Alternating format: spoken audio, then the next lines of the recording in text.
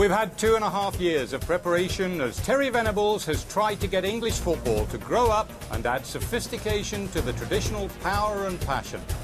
We've had a 2-week crisis as well as a media storm blew up on the flight back from Hong Kong. Now these were the scenes just a few moments ago as England left their Burnham Beaches headquarters. Plenty of smiles and plenty of supporters as well. So now it's match day and the real journey has started. Destination Wembley as Euro 96 begins, as it will end, at the home of football. England's first challenge against Switzerland is less than 2 hours away. Hello, there are only two places to be this afternoon, here at Wembley Stadium, or enjoying it at home in your favourite armchair, as ITV exclusively brings you live and complete coverage of this, the opening ceremony, and the first match. 400 million viewers will be joining us worldwide. But Jack Charlton and John Barnes are here with me. The atmosphere, gentlemen, is already something really special. Jack, does it remind you at all of 1966? Not particularly. There's not as much noise as there was then, but then we didn't notice the noise until we came out just before the game. But it's packing up nicely now, and a lot of Swiss waving their flags about. Nice colour. It looks like it'll be a good day. And John, for you, you're up here with us. We're delighted, but are you a little envious of those lads getting on that coach that we just saw? Oh, definitely, definitely. Although I'm delighted to be here, as you mentioned, there's nothing can make up for playing. You know, with all the pressures, possible disappointments, could blow up in your face if things don't go right. But if any player had his way, he'd rather be out there on the pitch, and I'm no different. Of course. Well, also with us from ITV's outstanding team of experts, the country's two leading club managers, Alex Ferguson and Kevin Keegan, whose rivalry in the Premiership battle became, well, shall we call it just a little tense? That's what you might say. Pictures like this of their reconciliation have so far been only virtual reality, but now, happily, the real thing. Alex and Kevin are overlooking Wembley Way with Jim Rosenthal. Well, nice to see the two of you down here together. And have you kissed and made up? Well, Alex is very lucky because it's been 20 years ago when I watched Donny Rovers. I used to have one of these and they were made of wood. But for safety standards now, they're made of plastic. Yeah, no problem. Yeah, all right. He gave me a lovely kiss last night and... You bought me a drink? Well, he's never bought me one anyway, so what's new? But all in the heat at the moment and all forgotten now, and a great championship to look forward to here. Oh yeah, I'm looking forward. I'm just saying there to Kevin, the atmosphere around about the stadium is magnificent. It's the best I've known it. It really is tremendous, and yeah, it's all forgiven, but of course we're back here for the Charity Shield, so it'll all start again then. You can go eyeball to eyeball then. I know you've got a little message for us all, that's something that happened to you earlier today. Yes, I've got two granddaughters, 10:30 this morning. Incredible, I'm really pleased. And see what a season you've had then. Double doubles. You can't go wrong, can you? I know. Well done, we'll talk later. Oh, love it, Jim. Thank you. Thank you. We've got a lot to look forward to. It promises to be entertaining, even spectacular, but you really never know with these opening ceremonies, do you? Now, England's team, let me get on to that. It's not yet official, but this is the 11 that we think Terry Venables has decided to start with, and straight away, it's no David Platt in there, John. No, I felt that with it being Switzerland and the first game, I think he's going to go for two wide men to attack him.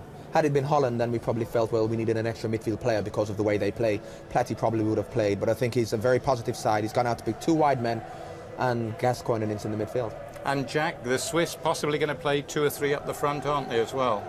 I don't think so. I think the Swiss will come here today and expect to play for a draw, and I think they'll drop an extra man back into midfield and leave one up front and hope to play England on the break. John and Jack, I want you to look at this caption now. It's a then and now caption, and I mean, this is extraordinary, isn't it? For instance, total income. Look how that's changed in the intervening years. 2 million then, John, 125 million now. Look at those figures. Well, that's over 30 years. I mean, things are changing even now. I mean, you could put 1981 when I started playing to now, things have changed, and I'm sure they're going to change. You mean you paid better now years. than you were in there? Only slightly. To be fair, only Bob, slightly. John's not the one to judge this because he's on half of that anyway. I mean, it's people like me who actually were on £20 a week for playing. And then you look at the figures then, and we got £1,000 and that was after the World Cup. We didn't know we were getting it until after the World Cup final and we had won it. It wasn't promised beforehand? No, nothing was promised beforehand. Nothing at all. And yet in there, Jack, the team that in fact stopped you from being here in this tournament here, Holland. Those guys are on 160,000. Well, That's the way the game goes at the moment. Players have been rewarded for big competitions, and I think that's right. I think that it's a big stage, probably the only time some of those Dutch lads might appear at that level and earn that sort of money. Right. I don't envy them at all. You don't envy them. I wish I was part of it.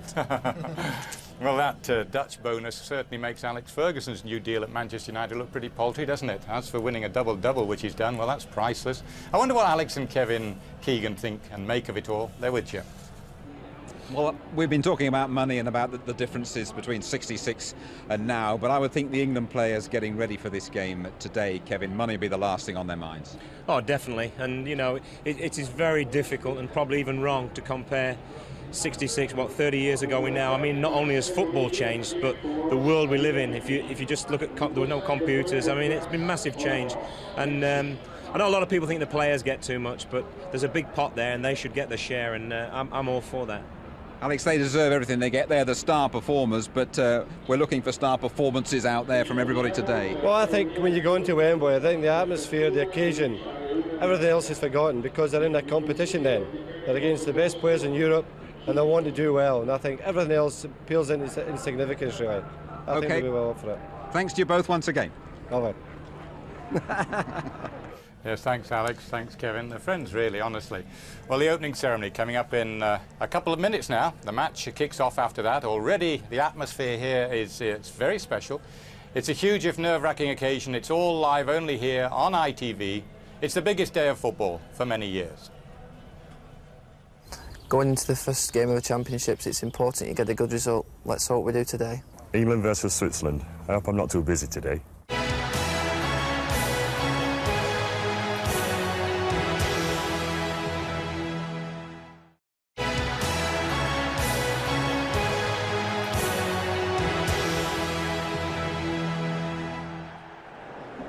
It's opening ceremony time. The voice you're going to be hearing on the Wembley PA is that of John Inverdale. We've been joined now by 7 children carrying the match balls that are going to be used to kick off the games in Birmingham, Leeds, Newcastle, Manchester, Liverpool, Sheffield and Nottingham. And with them, the trophy the teams are going to be competing for, the Henri Delaunay Trophy, brought to us today by 2 young football fans who have a very special interest in the outcome of these championships, both sons of famous dads. Kasper Schmeichel, son of Denmark's goalkeeper Peter Schmeichel, and Nikolai Laudrup, the son of the Danish sharpshooter Brian Laudrup. And now, ladies and gentlemen, please welcome the President of the Football Association, His Royal Highness the Duke of Kent, who is accompanied by Lennart Johansson, the President of UEFA, Sir Burton Milicic, Chairman of the Football Association, and Egidios Brown, Chairman of the European Championship Committee. But it's now my pleasure to call on our special young representatives of our reigning champions Denmark to hand the coveted Henri Delaunay Trophy back to Lennart Johansson, the President of UEFA.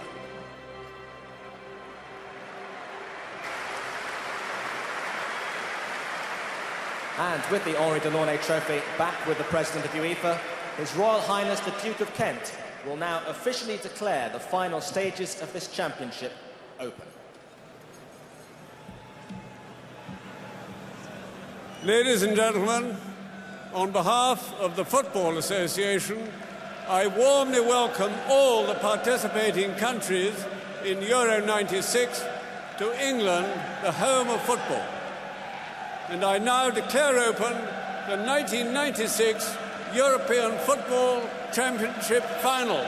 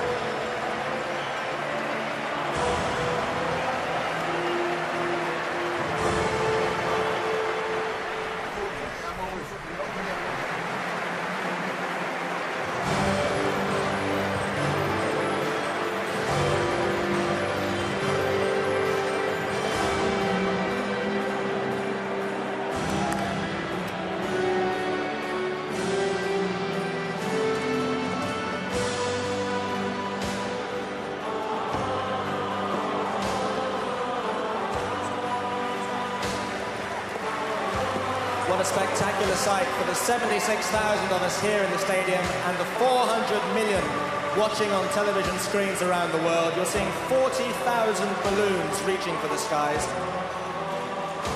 And each and every one bears the logo of the Football Trust, who generously helped fund the staging of this ceremony.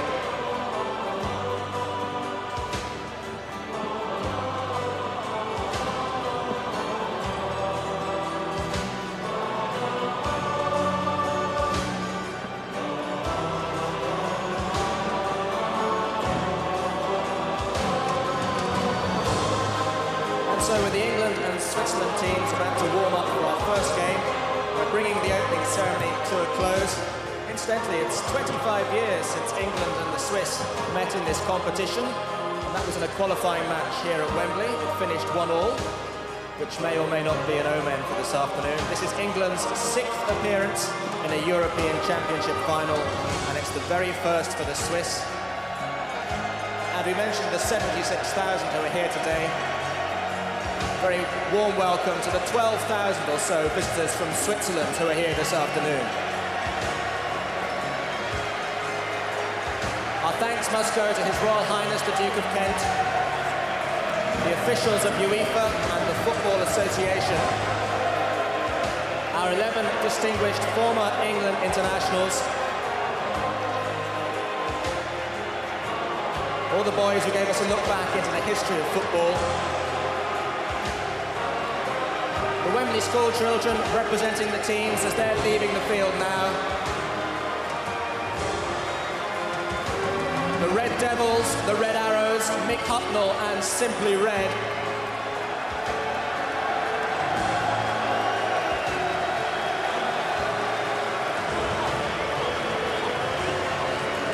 Gerard Nabruce and his Devils horsemen. Tony Ball Associates, the producers of today's opening ceremony. And all the boys and girls. So the royal party has departed this Wembley pitch. Euro 96, the 10th European Championship, is now officially underway. Well, we're still about 45 minutes to kick off at this moment, so let's just pop back to Jim Rosenthal over Wembley Way. He has an interested but not exactly football-mad visitor with him. Lee, Saturday Live coming up tonight. Yep. You going to enjoy the game?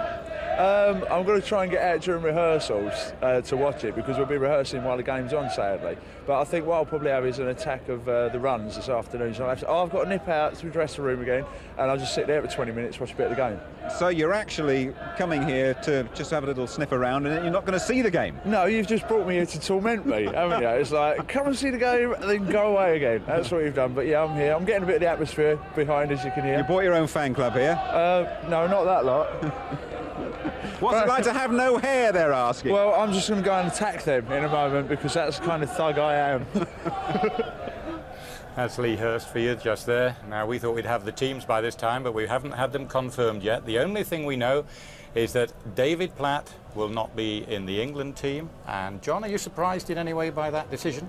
Well, I think he's gone for the two wide men as opposed to a third midfield player. You're talking about Anderton and McManaman there. If that's the team, but against Switzerland, he feels that he can actually get at them with the two wide men, so it's no surprise for this game. Had it been Holland, I would have been slightly surprised. Yeah, I think the England team, I'm just hearing at this moment, the England team is as we expected, so McManaman and Anderton wide like that. I just want to call up a little statistic about David Platt here, Jack, because it's quite revealing in its way. I mean, there are the firepower as we'll see it today, and the total of 55 caps, 13 goals. With Platt, it's 58 caps, but of course he scored an enormous amount of goals. And very important goals. David Platt's always popped up and got the one that was important at the right time.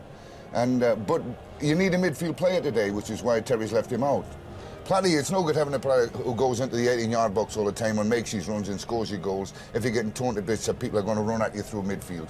So I think Terry's been very concerned that his midfield has been anchored. He's had two people in there, and he'll always have two. Gaza might not be the best midfield player, but Gaza will still do a job across midfield and then play going forward. Sheringham occasionally will drop back to fill in, and I think he's made a wise decision. You've not got to let people in centre midfield get at you. Wise decision, says Jack. Alex? Absolutely agree with him. Gives them the proper balance, gives them tremendous athletic players in the wide positions, gives them the skill of Gascoigne in the centre midfield area. Inces can anchor in front of the back four, and as Jack says, Sheringham can drop in there and give him a bit of support, because they don't want torn apart in there. I think that if they're going 3 centre-backs and a 3 midfield, I think Platt would certainly have played, but he's going for a straightforward back four with the 2 wide players. I think he's picked the right team. Yes, you know all about Paul Ince, of course, Alex. Yeah, well, it's his best position, sitting in front there. There's none better than getting to players in that area. We've got confirmation now of the England team. Here it is, as we said, no David Platt in there, and interesting, Gary Neville in there. Do you think he's a young lad, Alex, but I mean, he's done so well for you? Yes, well, he's 11th cap today. I mean, he's gathered a good bit of experience prior to today. He's not just walking into it for the first time, and as I know, he's got tremendous temperament, so I've no fears about Gary. Teddy Sheringham, John, he's all this crucial role. We're saying there have been all arguments because Peter Beardsley hasn't been picked, and I think, well, you know, maybe if Sheringham's injured or doesn't play well, Beardsley could have done the role. But do you have any doubts at all on that front? None whatsoever. You've got Nicky Barmby there. Of course, Peter's a wonderful player, worth his place in any squad, but you know, he's put faith in Barmby, and Barmby can fill in that similar role. Teddy's been fortunate because amongst the 4 strikers with Fowler, Ferdinand and Shearer, he's been the one who's definitely going to play because he plays that role. And Barmby is very similar to him, so I think that Terry feels if Teddy, for whatever reason, he needs to change that situation, you've got Nicky Barmby to do. 21 months, I think it is, Jack, since Alan Shearer scored at international level. We know he's scored about 39 again this season for Blackburn. Are you worried in any way? I think it's a better position now that he's got Anderton back and he's got 2 wingers. I think then Alan Shearer may get himself into positions where he can attack the ball a little bit more, rather than playing when the ball's played up through the midfield and it drags him to the ball. They've got to play balls into his feet. That's not his game. His game is chasing balls, using his strength, and he's also a very good attacker of the near post, and he's a great header of the ball. So I would think that today we might see him score a goal or 2. Right, now, the Swiss team. We've had confirmation of the Swiss team. The only surprise, I'm not sure it's a surprise really, Stefan Chapuisat does not play, the Borussia Dortmund player. He's had cruciate ligament problems over the last year. Alex, can I just call you in on Turkel Mats at the front there, because, you know, sad memories of him really, a couple of years ago in the Champions League. Well, he gave us a bit of a hard time. He's a very, very quick player. That was with Galatasaray, Alex. Galatasaray, yeah. of Turkey, yes. At Old Trafford he gave us a problem. Not so much in his own ground, we seem to contain him better there. But he's not a consistent player. I mean, he has tremendous pace, a good left foot, but I think England can handle him. Now we've got pictures out there. There's some of the Swiss players coming out. Some of the England players are already preceded them onto the pitch here. And this is an important time, isn't it, John, all the way round, this early feel and getting rid of the tension. Yeah, definitely, and you just saw the Swiss playmaker Sforza, a lot rests on his shoulders. He played in Italy for a while at Bayern Munich, and a lot rests on him because, you know, a lot is expected of him. He's a very talented player, and really I think that they're looking to him really to give them an inspiration. But they'll be going through all the nervous tension now, but I mean, they just can't wait for 3 o'clock. He'll be very disappointed, David Platt there, Jack, won't he? He thought he'd be leading. I don't think so. I think David will understand that there is a role for him to play at times and there's a role for him not to play. And Terry's gone for what he thinks he needs his time. And I mean, Platty will be back in before the end of this competition, I've no doubt in my mind. He'll be he'll be one of the subs anyway if you've got them. I mean, you can always put him on at any time if you need a goal, and he's allowed to do it for you. So Alex, I don't think there's any problem there. Alex, have you any we mentioned obviously the man Turkel Mats there. Have you any other knowledge of the Swiss team particularly? I think Gras is useful up front. I mean, against Scotland a couple of years back, he gave him a real hard time. And the point about Sforza, that the midfield player, he can also play in the back four. He can play as a defender, he can play centre midfield. He's got a lot to his armoury. They call him the quarterback, don't they? I mean, he's so important to them. We're going to look at him a little bit later, Alex. I think he's their key player. Yes. Well, I think there's Jamie Redknapp there, who's obviously part of the squad at the end of it. Alan Shearer doing his little warm-up before they usually get a little warm-up all together. But let's have a look if we can find Tony Adams here, because Tony Adams is the England skipper today. And see if we can find him out there on that Wembley turf at the moment. Can we pick him up? Yeah. Well, let's. I picked out Tony Adams because he has been made captain. He is the Arsenal skipper, of course, and he's also acknowledged as a great leader of his troops. I'm certainly telling the young lads, you know, not read the papers and don't really watch the TV. You know, try and get your mind away from it. We've got a lot of passion anyway, and we're going to be there and we're going to be going for it on Saturday. So generally, it's just to take it easy and relax and play, you know, play with your head. He's a noisy boy in the dressing room, John, isn't he, Tony Adams? Tony, I was first in the England squad with Tony when he was 18 or 19, and he's a born leader, as he has been with Arsenal. If there's one who really is born to go on to become the captain of his country, go on to manage Arsenal, for example, it is Tony Adams. Very infectious. Well, there is no doubt another key figure, if England are to go far in this tournament, is the goalkeeper David Seaman. There he is. It's useful for him, of course, having his own club captain in front of him. It definitely helps the unflappable 6'4" Yorkshireman. I know what Tony's little habits are, and he knows what mine are. You know, and that's one of the hardest things about international football, is getting used to players, you know, that you've not played with week in, week out. You know, and they've all got little different habits, you know, of like touching the ball back and things. You know, say like for Stuart Pearce, you know, he's got a left-footed goalkeeper for us. You know, so sometimes he rolls it to my left, you know, forgetting. You know, and it's just little things like that. Jack, you were saying about David Seaman. You're saying David Seaman, you look at him there and you think he's a guy fairly wide, not very tall. He's 6'4". I know, yeah. I've not met David until a couple of years ago, and I bumped into him at a dinner in London, and I couldn't believe he was looking down on me. He never looks from a distance that big, but he's an enormous guy, very strong, very quick, very mobile, very agile guy, and very good goalkeeper. Without having that spectacular thing about him, I like goalkeepers who know where they are in the right position at the right time, see what's happening, tell people what's going on. David Seaman, for me, is an extremely good goalkeeper in that sense. Yeah. In a moment, Alex, I'm going to ask you about a young man with an old head on his shoulders, because he comes from your club, and it's Gary Neville's who we're talking about. Only 10 caps, he's 11th today, as you mentioned earlier, but he is, of course, fresh from that double triumph. He's well prepared, and there are few fears. I believe England are going to do well, and I've got to believe that, and I do believe that because I think everybody in the 22 and the coaches and manager have worked over a year or 2 years, you know, exceedingly hard to get to this point, and everything's been for these games during the championships, and we've got to go and prove ourselves now. Yeah, obviously we beat them last time. We're going to be favourites, but things have been said this week like that, you know, by their camp, that it's all but over. I don't think they believe that for 1 minute, and I don't think our players are going to take any notice of that sort of thing. He always looks so composed to me, Alex, and of course his brother's in the squad as well. Phil, who's the best of the two?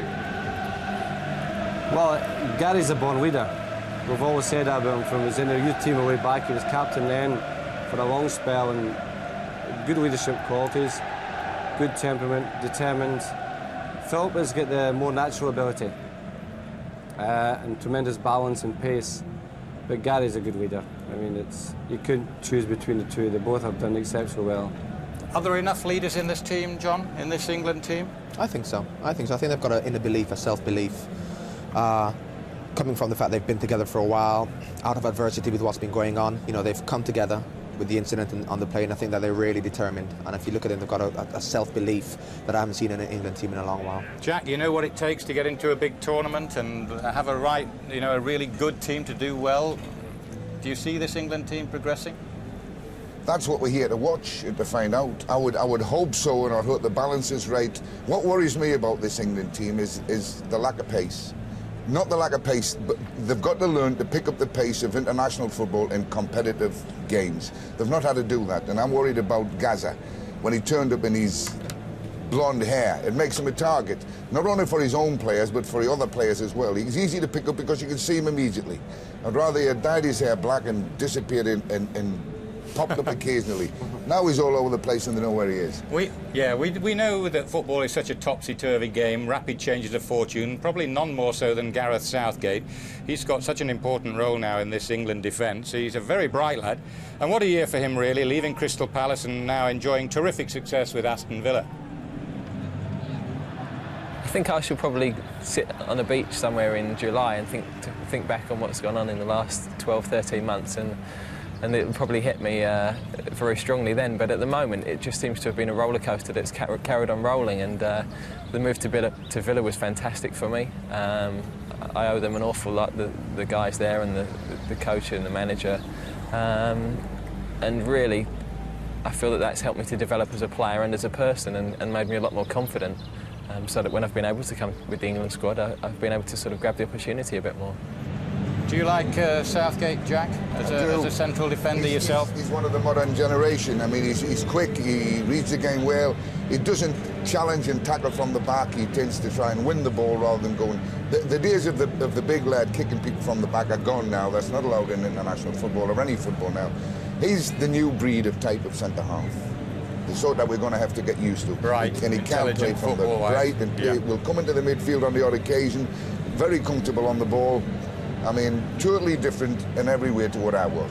Well, there are masses of celebrities at Wembley here this afternoon, including, as we saw earlier, the greatest player ever, as they called him, Edson Arantes de Nascimento. It's easier to say Pele. He's got a few words on England's, well, we think, or England think that he's the greatest player just now, and that's Paul Gascoigne. Always when they talk about players, I like player like Paul. And a player who doesn't want to lose, even if they have an exhibition game or training, he fight, he stay there. This is important. They encourage the team. Then I think always player like this, I like my team. Brazil in the last World Cup, in the United States, we have a player almost the same, Dunga, the midfield. Almost the same feeling, you know, some guts. I love a player like that.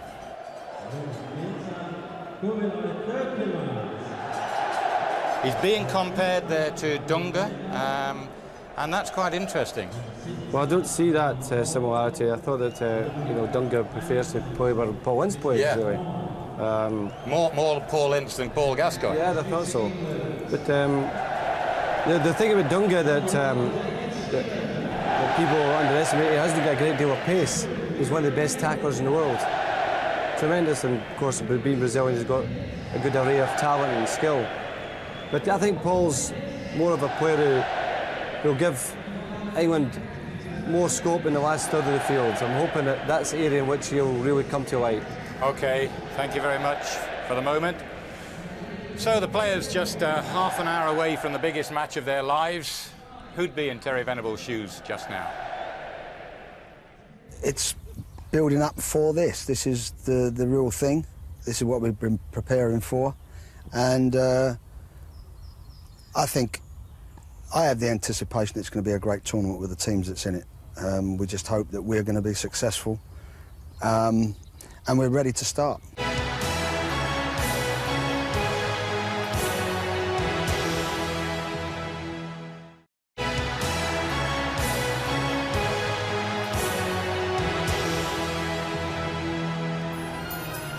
Welcome back to the opening day of Euro 96. These are the scenes around Wembley as a sellout 76,000 fans make their way into and around the stadium. Carnival atmosphere, original outfits. Yeah, important that the kids are here as well. And a few mums, I think. I'm sure there are some, there's one, definitely one, and enjoying herself. A Swiss fan, quite clearly. And a little bit of passion, why not? Football's a passionate game. But here out on the pitch, the two teams are warming up. And John, your thoughts really on Switzerland to cause a real upset today? What have they got to do? Well, they've left out their main striker, Chapuisat, who won't play, which is, I'm sorry about they're warming up, so he's fit, but he's not playing. I think they're going to try and defend, get a point, and maybe catch us on the break with Turkmen's pace. But to be honest with you, I think that England have picked a very positive team with the two wide men, which will help share, as Jack mentioned, so I can't see anything but an England victory. Right, let's just hear then from the man who actually guided the Swiss through their qualifying group. He's now manager of Inter Milan. That's Roy Hodgson.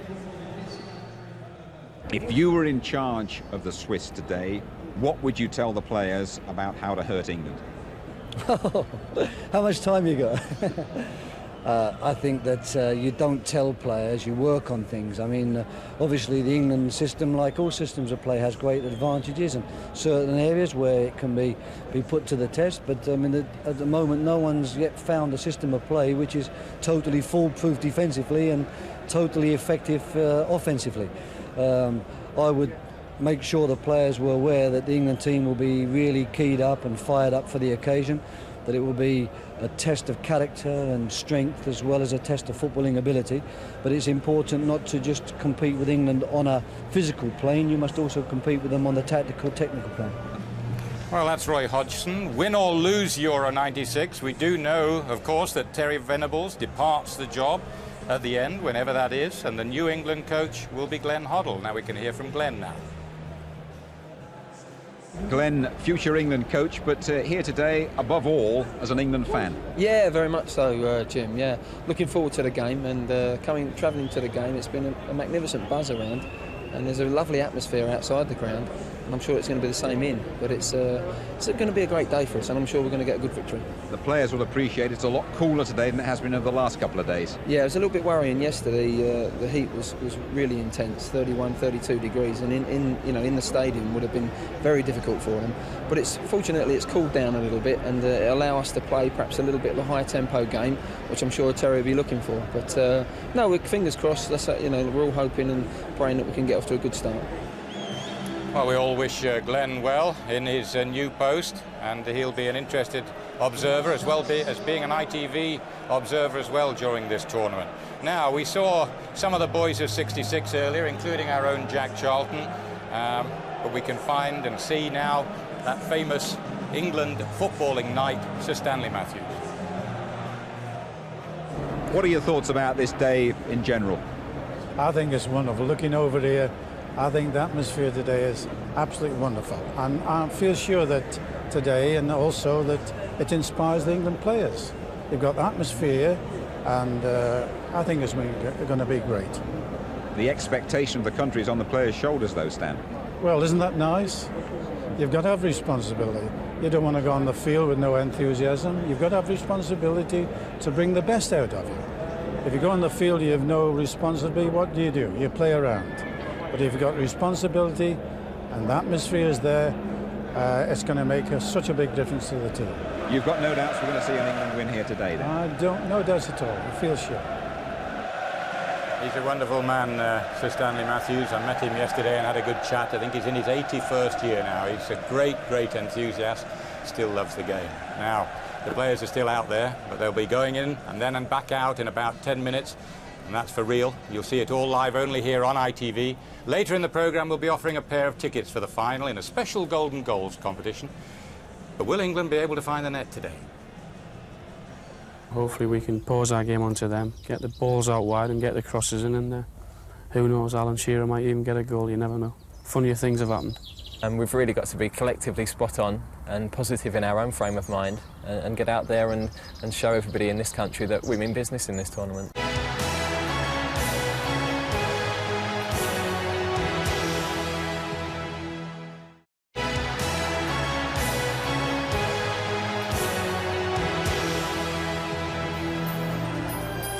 Welcome back to Wembley Stadium. We're just about 15 minutes away now from kick-off here, so it's time to really focus on the two teams and the players who could influence the outcome. Now, let me just show you a few head-to-heads here, starting with the times that they've met, and as you can see, England clear winners on that point, 11 wins to 3, but there is more experience if you look carefully on the average caps for the Swiss.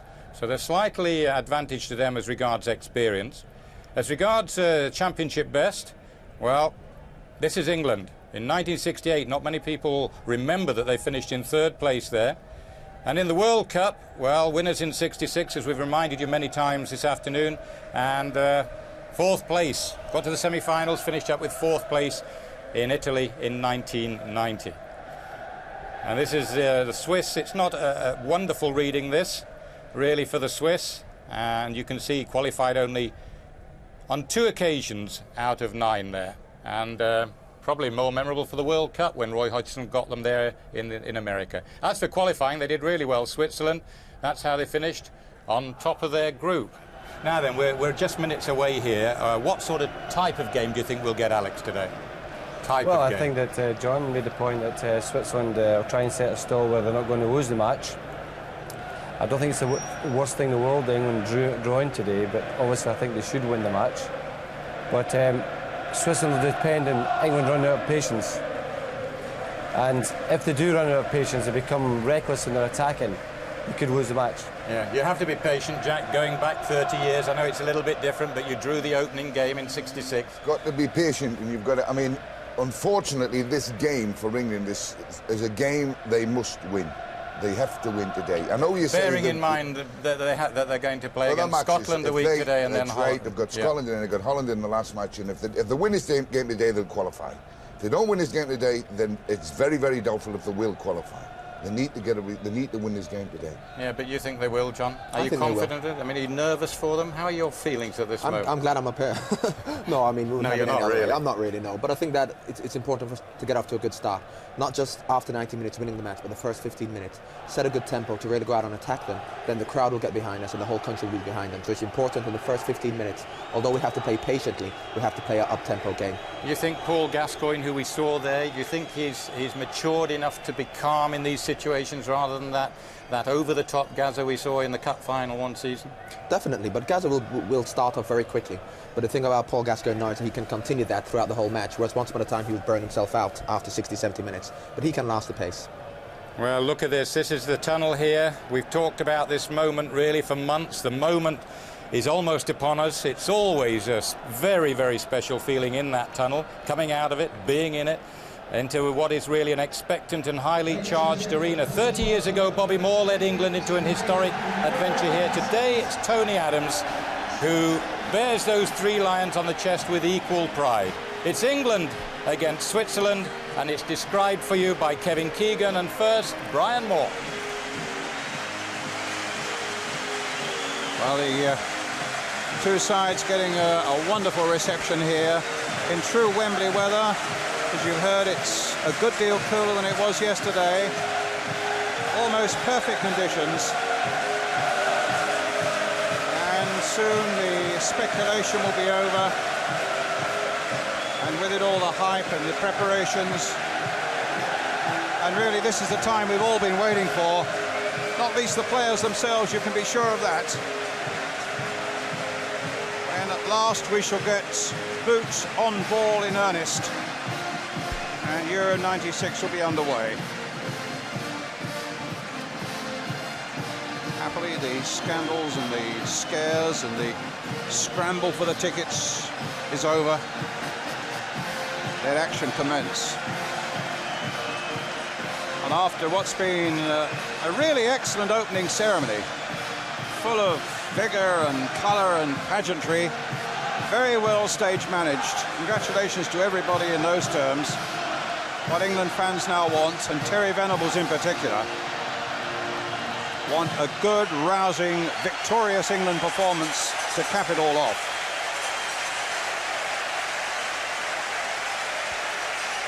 Teams to be presented to His Royal Highness the Duke of Kent, President of RFA. Alongside him is Leonard Johansson, President of UEFA. But first, the national anthems to be sung by Diana Simmons of Switzerland and Susanna Clark of England.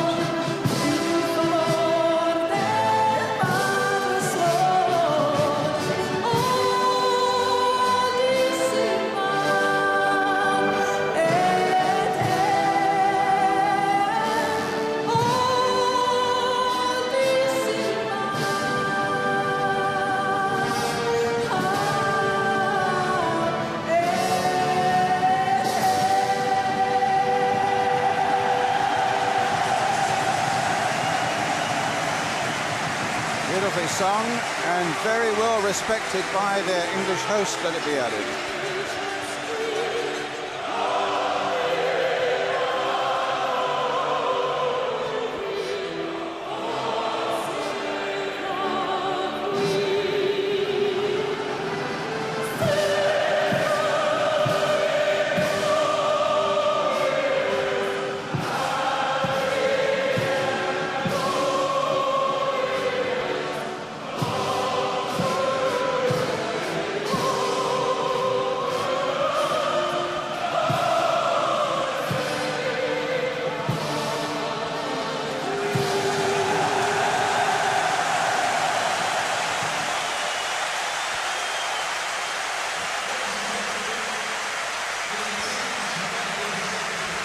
My goodness, the expectations of a nation. We're in that singing there somewhere, Kevin. I would go as far as say that's the best I've ever heard in that anthem sung, you know. And I would agree.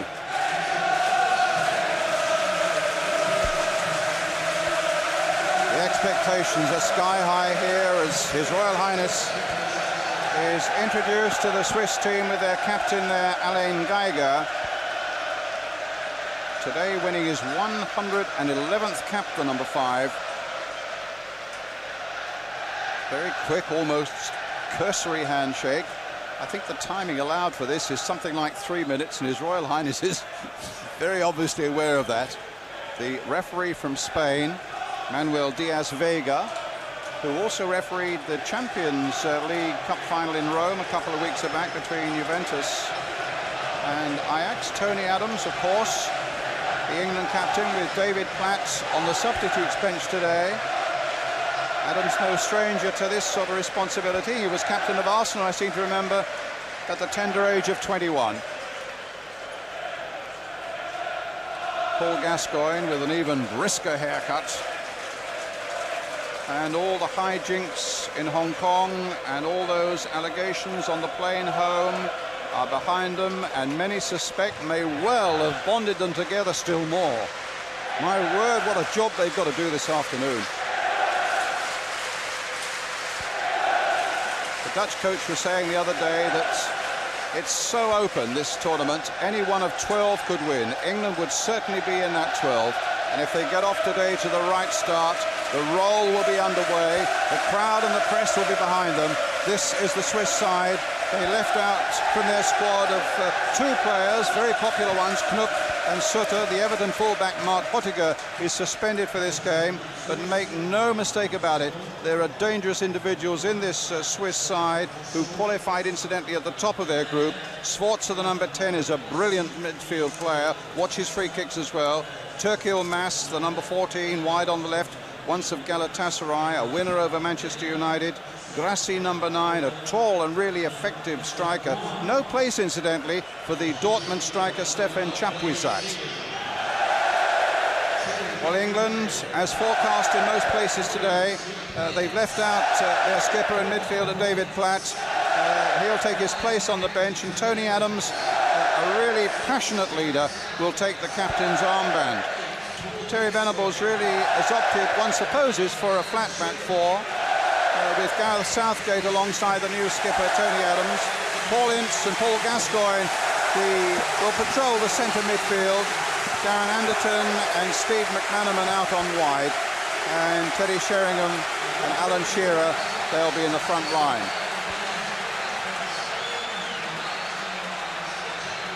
In fact, all the substitutes are named, and each coach can actually put 3 onto the field as replacements.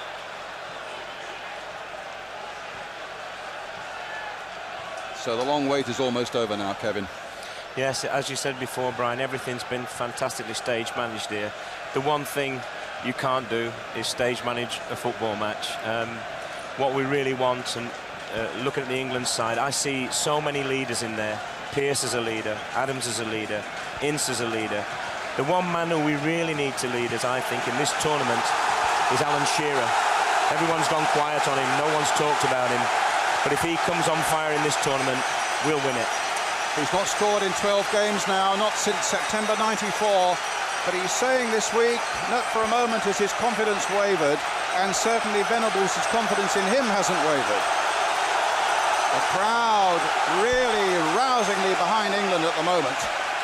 And plenty of Swiss here as well.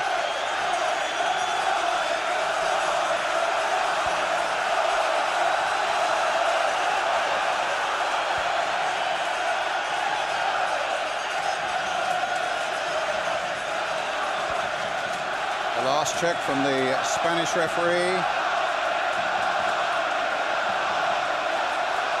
And Euro 96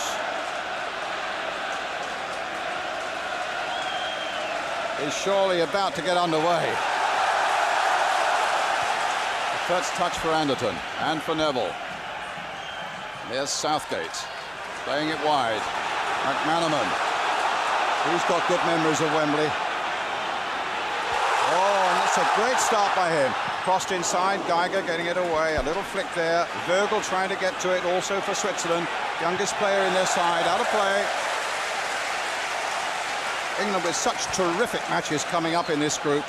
Against Scotland here next Saturday and against Holland on Tuesday week. But make no mistake about it, this really is the vital one for them. A victory and the spirits will soar. The press and the public will get behind them. And Terry Venables and his team will be off to the best possible start. Anything other than a victory, and my goodness, there's work to be done in those two remaining games in the group. Stuart Pearce with the throw for England.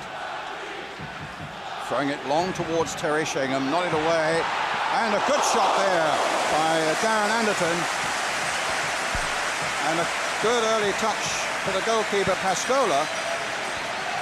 Terrific start for England, this. Great long throw. This is the English strength. And although the Swiss player wins it, he doesn't clear it. And, you know, Terry's picked such a positive side. He could have opted for Platinins in the middle and erred on the side of caution. And straight away in the first minute, you see what McManaman is all about. Two players in front of him, seemingly nowhere to go, Brian. Straight past him. And that was just the start England wanted and that McManaman wanted. In any tournament, the first and last matches are the most important ones. It's crucial for England to get off on this positive start and to keep it going. Anderton and Sheringham caught fractionally offside. The Swiss, remember, they've never won in England. They've only beaten us once since 1947, lost 3-1 here last November. But you also have to remember they qualified well for the World Cup of '94, and they led their group for this tournament here. There are no mugs.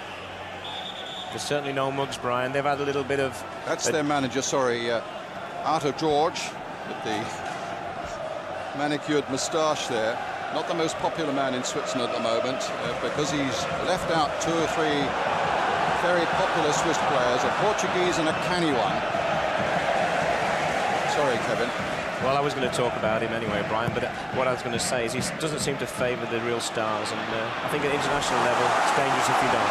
Shearer bringing Neville into it. And this is Sforza. He does need to be watched.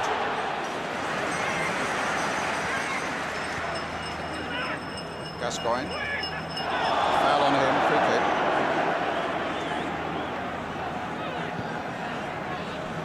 Adams. Pearce. Here's McManaman. Anderton has come streaming to this side of the field, but the pass missed him. Up towards Grassi. Adams will need to keep an eye on this tall number 9 of Switzerland. He's a tall lad, and he's got a terrifically good leap on him. Neville enjoying these early stages, but down pretty heavily there. Shearer over on the far side. Paul Ince hasn't yet got into it to box it yet. Loses out to Sforza there. Turkil Mas getting it back eventually to Shearer from Neville.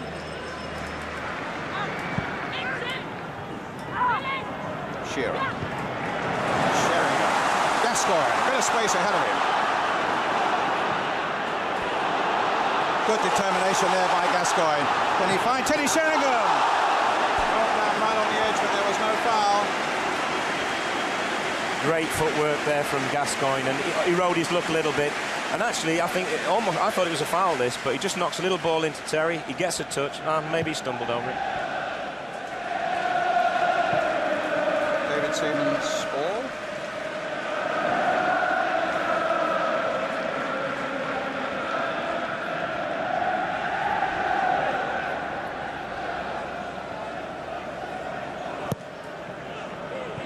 A good ball by Pearce.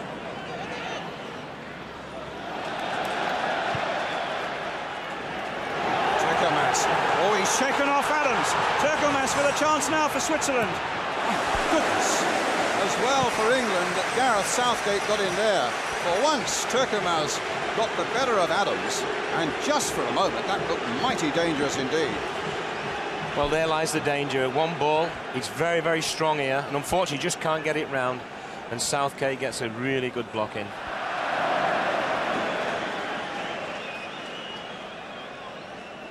Scored a couple of times. Alex Ferguson will remember this, I'm sure, with sorrow against Manchester United when he was playing for Galatasaray at Old Trafford.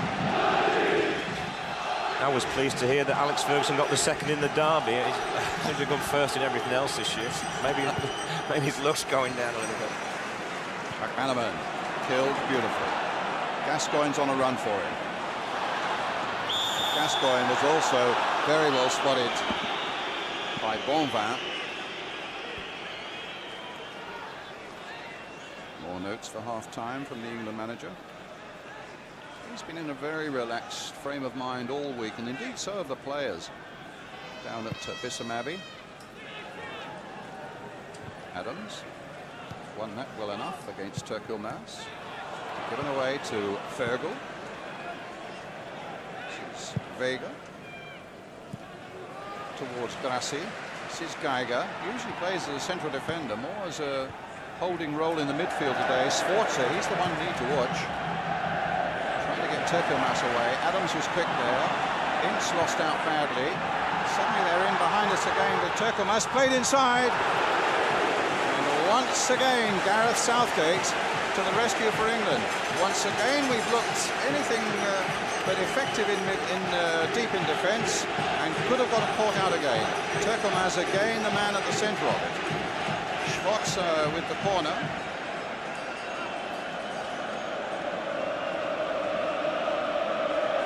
Vega's up there, big defender, has to be watched.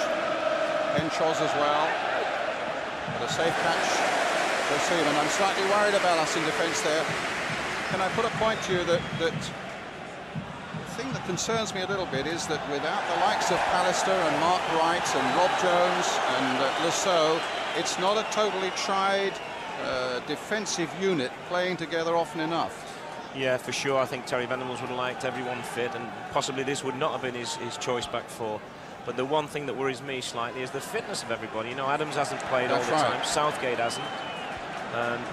They've had interrupted seasons, especially in the end. So they're going to have to sort their act out. But a little warning early on, and maybe that's a good thing. Grassi beaten that time by Adams. Gascoigne. Annington's gone way down the right. He switched wings for the moment with McManaman. McManaman's way over on the right there. This is Neville.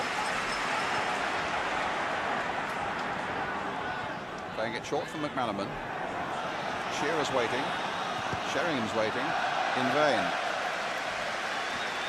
He's a nightmare for defenders, McManaman, because he just runs at you. And the defenders don't like that. And that's why I'm so pleased that Terry Venables decided to play him today. Shearer breasting it down, and Vega getting it away.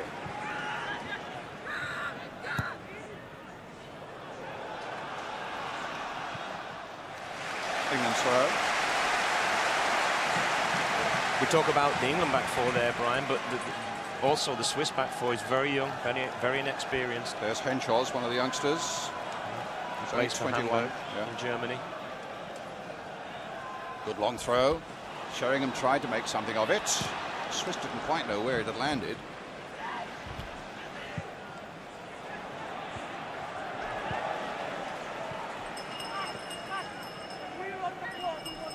Southgate with the throw.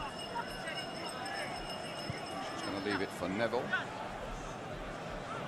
Anderton getting in behind Quentin. It's done well here. Gets a corner.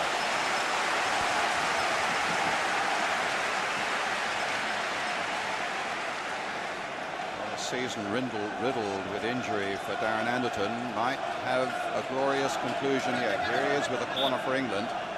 His timing has been perfect. Sheringham on the volley. And another corner. There's that incredible corner that Spurs do, where Sheringham always gets on the end of it, Brian, and you don't know quite how. It's not a corner. He's given a free kick to the Swiss.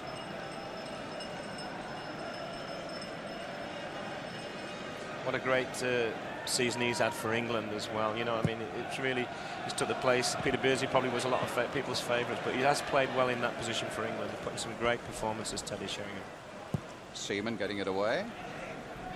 Up to Sheringham, beaten in the air quite comfortably by Vega. Ince. Shearer. Gascoigne.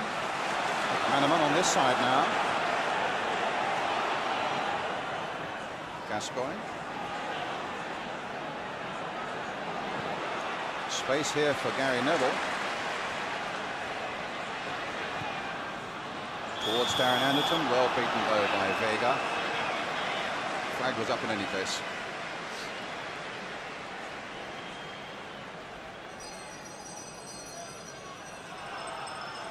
You talk about Sheringham, and indeed his form has been excellent, but we still lack a dominant goal scorer. For all his excellence, Sheringham in 15 caps has scored only twice. And Shearer, as we're saying, hasn't scored since September '94. We do lack a really dominant goal scorer. Yeah, and strangely enough, the Swiss have them in Chapuisat and certainly Knupp, who they've left out, whose goal records are tremendous, and they've decided not to play them as well. So, you know, both sides lack at the moment a dominant goal scorer. Adams. Up goes Sheringham. Anderton. Sheringham. Benchos covering.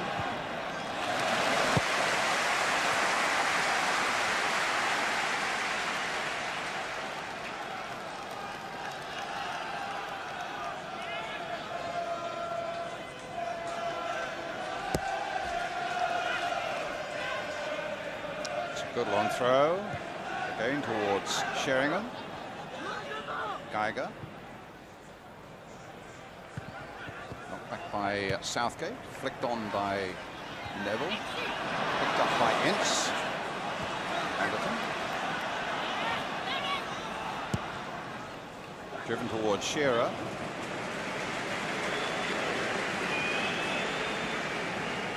As far as the betting's concerned, Alan Shearer's 4-1 to score the first goal. Ladbrokes, the official bookmakers for Euro '96, told me that England are 6-4 on to win today. Switzerland 9-2. 15-8 the draw. They reckon something like £80 million will be wagered on this Euro '96. £20 million more than we wager each year on the Grand National.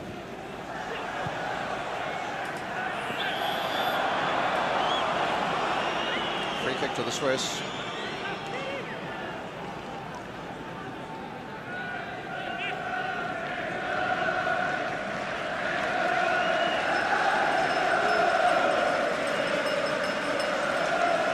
Schwarzer of Bayern Munich with the free kick. Takes all their free kicks, but he'll become more dangerous as the kicks get nearer the England penalty area. Turkilmas. It's their throw, and they've taken it quickly. Schwarzer, Turkilmas. Goal kick. He won't be pleased with the final effort, but this is one player I think we really have to watch out for, Turkilmas. As you said, Alex knows him quite well from his Galatasaray days, and he's got a superb left foot. Unfortunately there, he didn't show the best of it, but he certainly is a dangerous player, and he's a very experienced player too. And like you said at the start, people like Southgate, they've not got tremendous experience at this level. Foul on Shearer, England's free kick. By Henchos.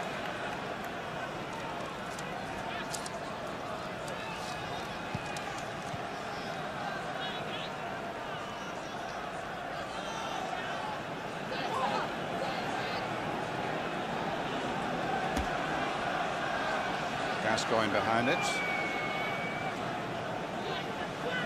Choice of Gascoigne or Pearce from this sort of range, but it's going to be Pearce driving this one, left-footed. One thing Terry Venables always works well on, this is set piece, is everyone expecting a cross into the box because we're seen as being very dominant in the air. But it wasn't a million miles away, just had to keep it down, did Stuart Pearce.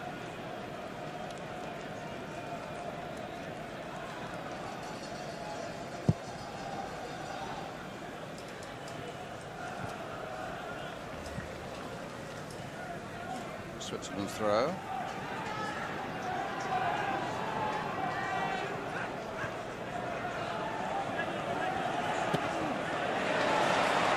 Was Bonvin beaten there. It's McManaman. Oh, he's pulled back there by Virgil. That's going to be a yellow card for him, without any doubt.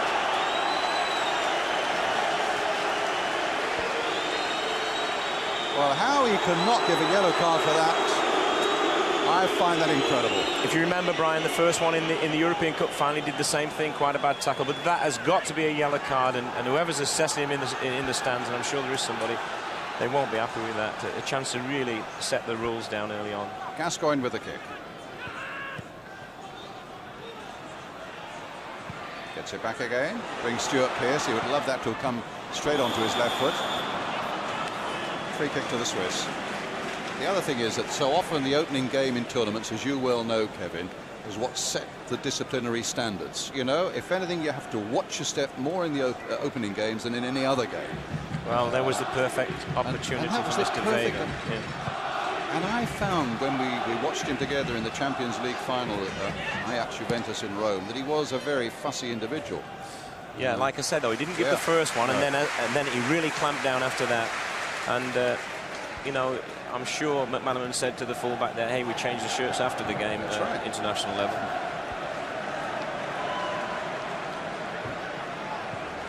Of course, the big difference it makes, Brian, is that if McManaman starts to run at him, having had a yellow card after, what, 15, 16 minutes, whatever, it's another ball game, as you say. And, that's where it's really disappointing from our point of view.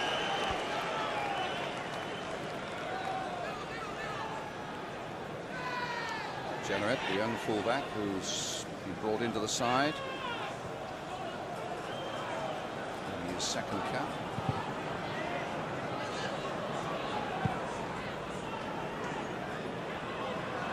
Neville.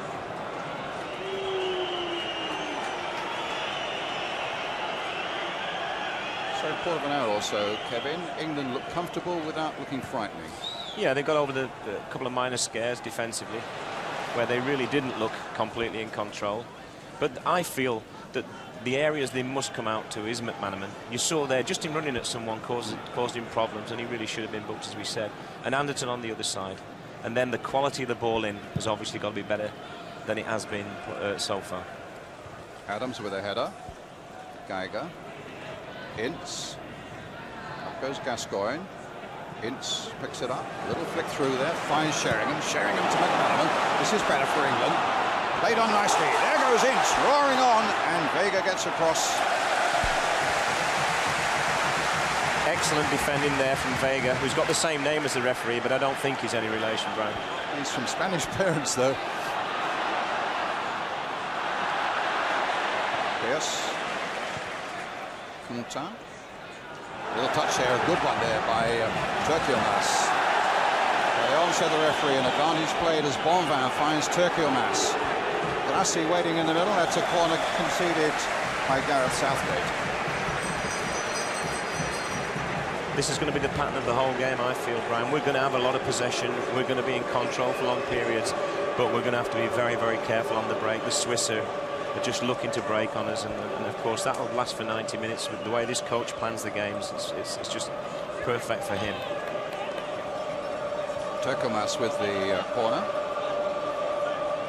Bonvin on the goal line. Henshaw's very active. There was Henshaw's with a little flick, and Schwarzer heading it over the top. He's disappointed, Brian, that he didn't keep it down. It's on his right foot. Strikes it well enough, but he was always going high, wide, and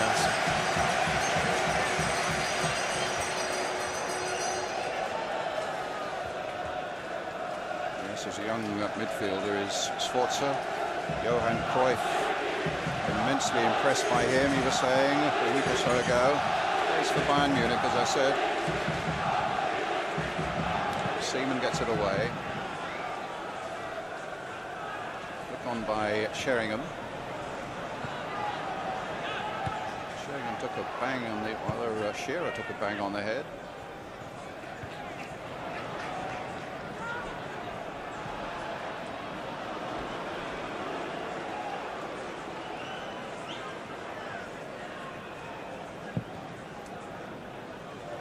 Pierce first to react.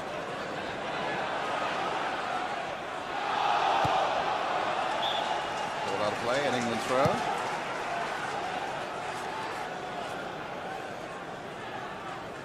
Gascoigne. Heading it through to Alan Shearer. Now Sforza hits the long ball. Aims towards Turkilmas. Taken out by Neville. Adams. Pierce. Glorious afternoon now. Wembley weather they call it. Ince.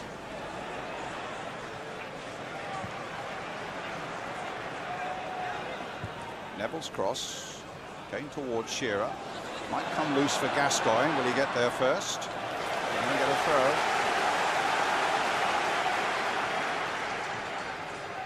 McManaman. Oh, he's done well.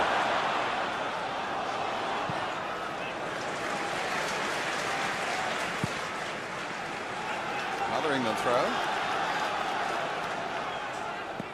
Pierce. And another England throw. McManaman, such quick feet he's got as well, hasn't he? Just tried to do a little too much there, just inside the box. I think if he's got a fault sometimes, he doesn't whip the ball in early enough when he gets these positions. But I mean, we're nitpicking there because he's got everything else. Here he is now, McManaman. Oh, just pushed away there. Banged in again. Good save by Pascola from Gary Neville. That's just a tremendous strike. But again, it's McManaman who makes the chance, and he forces the goalkeeper to make a save. And it would be a surprise that he beat him with his shot, but certainly, you know, the keeper had to be at his very best, and for the rebound, for the shot from Neville, tremendous goalkeeping. England's corner, looking for a goal and needing a goal. Geiger getting it away, not the best delivered corner. Gascoigne, Neville again, who's never scored for England. Gascoigne, rounding Grassi. Leads a little run, finds Shearer, finds Ince. Darren Harrington's outside of him. Oh, it comes through now. And that's the goal for Alan Shearer. It's been a long time coming for him, but it's all sweetness now. England ahead. Alan Shearer the scorer. Brian, he's not the most emotional boy in the world, but you can see what that meant to him. And what a tremendous strike. I mean, he's beat the goalkeeper at his near post. Beautiful ball into him. Look at the power in this. Was there a hint of offside there? Possibly. Certainly in the old days, as we say, there was a man in offside position. I think it was Sheringham. Whether Shearer was actually off when the ball was played, I've got my doubts. I'm so pleased for him because he's kept his head so well when times have not been good. He's not scored since September '94, remember, 12 games ago. For all that tremendous success at Blackburn, with 37 last season, Terry Venables stuck by him, and my goodness, he's paid Venables back well now. Well done, Alan Shearer, 1-0 England.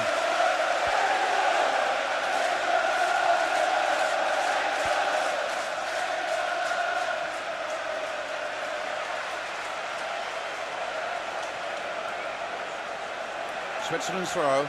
There you see it again. It's very difficult to say he's offside, but look at the power here. And it's probably just even clipped the inside of the post, having looked at it again in slow motion.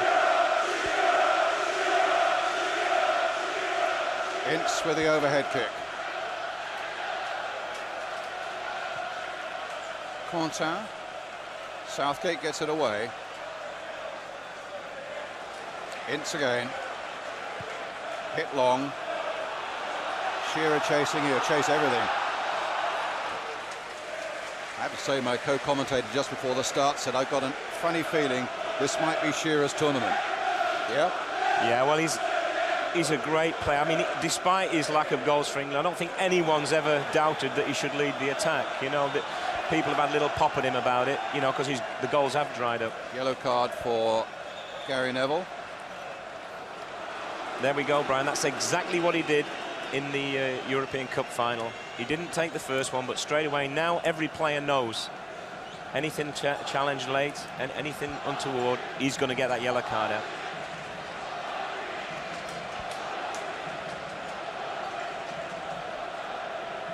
So a free kick for the Swiss. It was a tackle from behind and they won't wear it. And there's no reason why they should. Free kick towards Grassi. Good leap by Seaman. 7 clean sheets. He's held out of 10 under Terry Venables. Now Sheringham.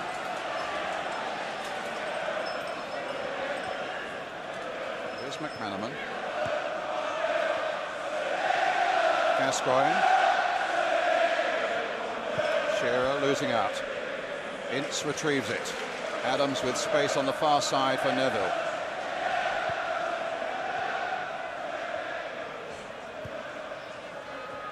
Southgate.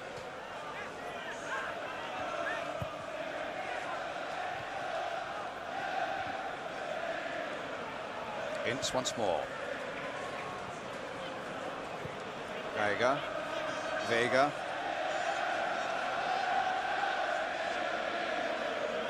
Geiger the captain. Sforza. Bonvin. Yeah, the English fans are in good form at the moment. Grassi. Play on. Ince says okay. Finds Paul Gascoigne. McManaman straying on this left touchline again, taking on Jeanneret.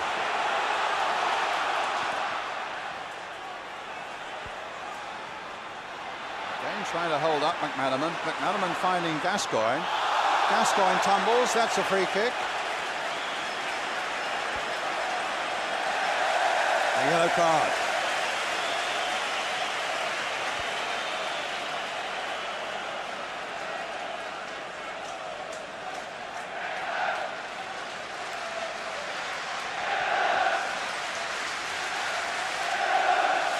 Just the sort of distance that Gascoigne will fancy, you know, what, 25 yards on his right foot. I can remember him scoring a great goal in was it a semi-final here, Brian, against Arsenal? Was that? Yeah, the goalkeeper at the other end was in goal that day as well. That's right. He'll be glad he's not facing this one. Pearce might fancy it, but I've got a feeling Gascoigne might look for a moment of glory here. England 1 up. The Wall reluctant to go back. You'll need to speak 4 languages to talk to this Swiss side. German, French. Is it Gascoigne? It is. Straight into the Swiss wall.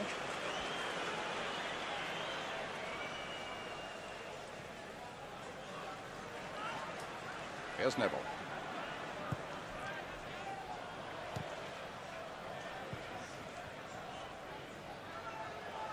Quentin. This is Virgil. Offside against Turcomas.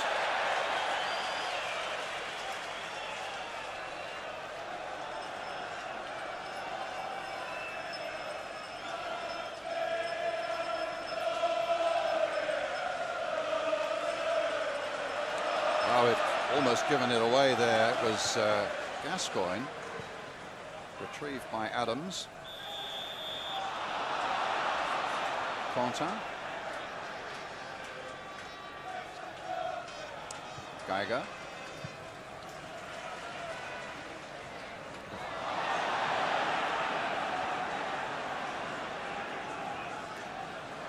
Gascoigne.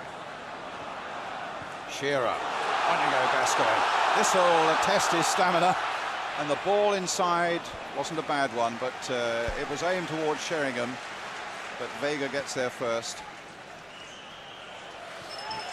You know, there's two schools of thought on how the game could go now, and everyone will have a different opinion, but the Swiss are not happy campers ever since Roy Hodgson left, you know, and another goal for England now, and just anything could happen here today. Another goal before half-time. Because I don't think they're all believing this, the new coach, you know. I mean, little bits we've heard, and certainly the fans are not keen on him, and he's had a hard time, but he bases a lot of stuff on defence, and they're 1-0 down. So he's had a very hard time. I was in Switzerland last weekend when they played the Czech Republic, and because he'd left out these two favoured players, the whole arena was festooned with banners of Georges out. They wanted him out. And his track record's very good wherever he's been. Very good. Right? In Portugal as the national coach, in Paris Saint-Germain, where he won a championship in France, and also he won the European Cup with Porto. McManaman.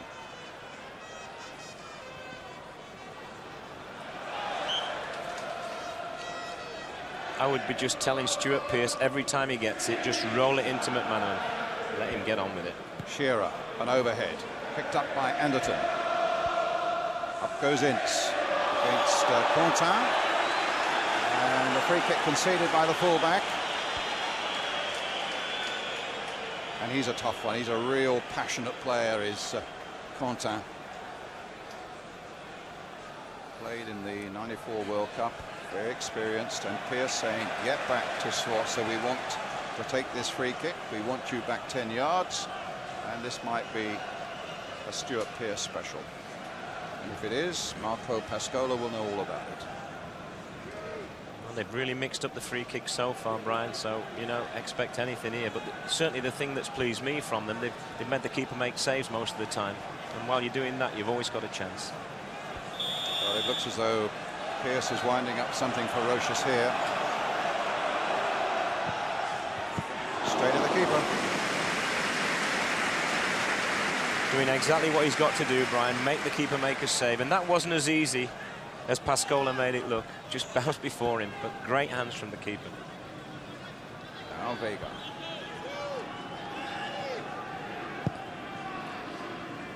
Trying to find Turkey Mas, but finding touch instead. Here's the free kick, Brian. All right, it's bouncing, but still it's got to be stopped. And look at Sheringham chasing it in there, and Ince. Good goalkeeping. You would have been surprised had he not held it, to be fair. Forgive me if you know, but of course there are 4 groups of 4 in this European Championships. 3 points for a win, 1 for a draw. The other teams in England's group are Scotland and Holland. This is the opening game of this group. England leading 1-0 thanks to Alan Shearer. And here's McManaman. It's England's ball, a corner. Young Sebastian Généré is having a problem with McManaman. There's no doubt about that, Brian. Ince. Yes, he's a youngster that didn't really... I mean, if Mark Hottiger had not been suspended, he wouldn't be playing, obviously. That would have been an interesting confrontation, because Mark Hottiger has got a lot of pace. He's a very, very good fullback, as all the Newcastle United fans know, and now Everton fans. But this young lad, he's having a little pull at his shirt, and he's had his problems, and he's going to have a lot more problems before the final whistle goes in this game, I feel. Fowler waiting, wondering if his opportunity might come.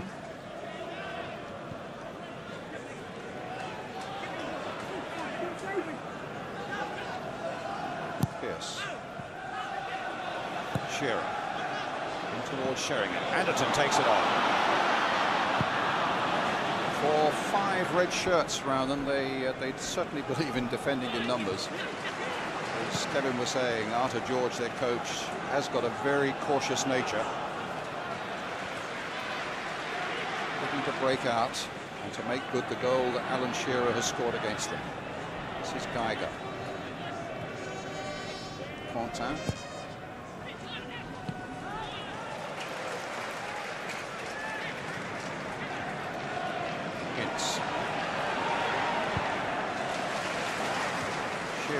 trying to touch it on for McManaman. Genere to Vega. Now Sforza. Geiger.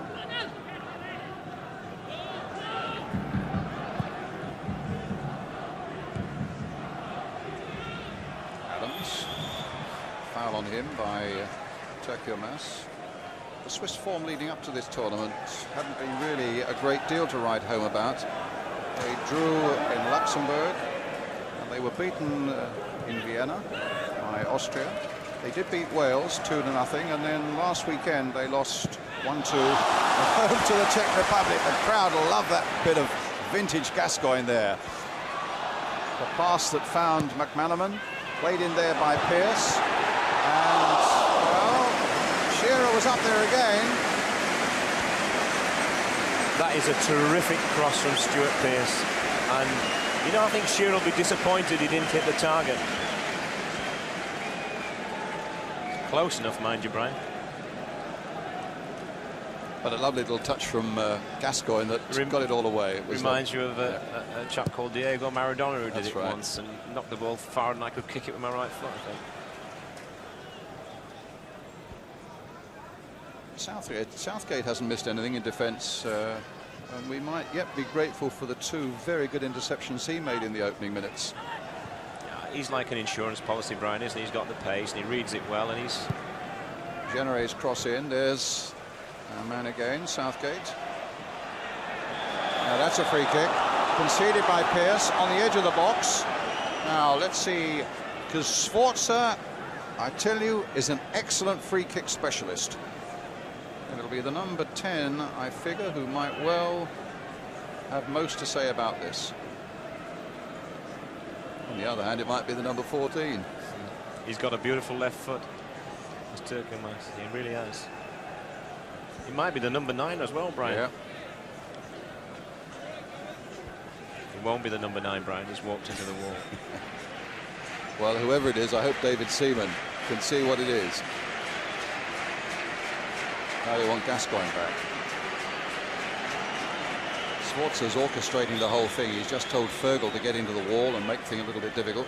Turkiomas, it came off the wall, and it's gone for the corner.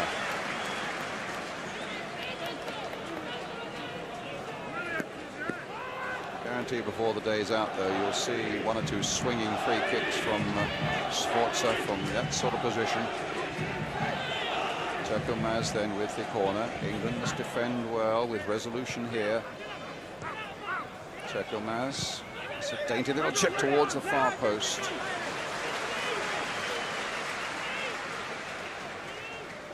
Goal kick.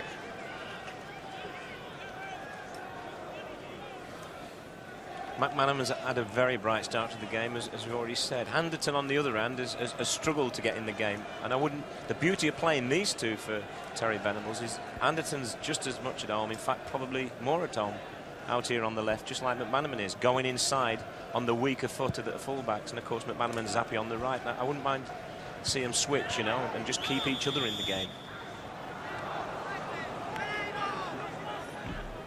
At the moment, it's a free kick for the Swiss.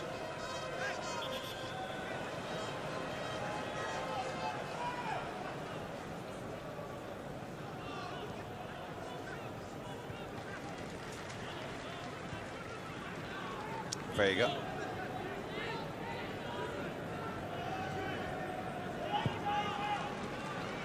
Contar's made a break. Collided heavily there with Gary Neville. Given away badly by Anderton. Picked up here by Southgate. Anderton again. Couldn't keep it in play. Bit of untidy play there by England. Here's Sforza again.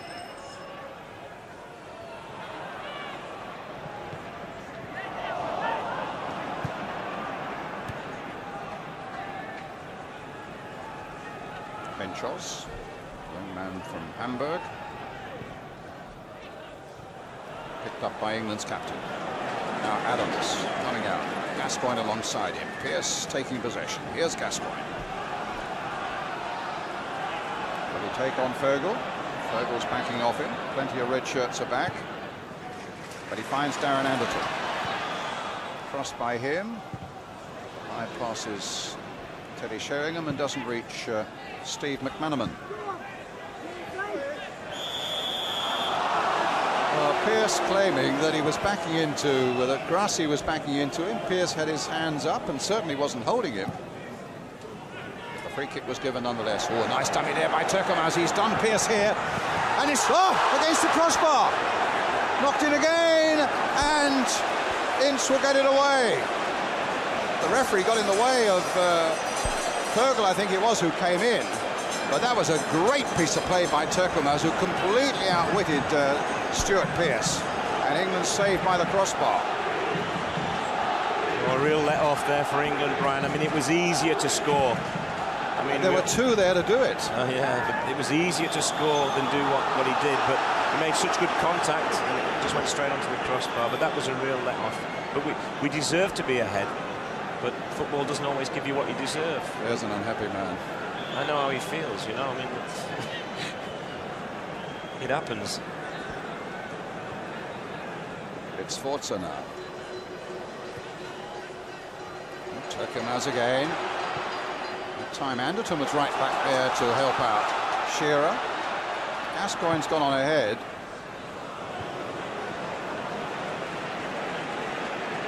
Vega.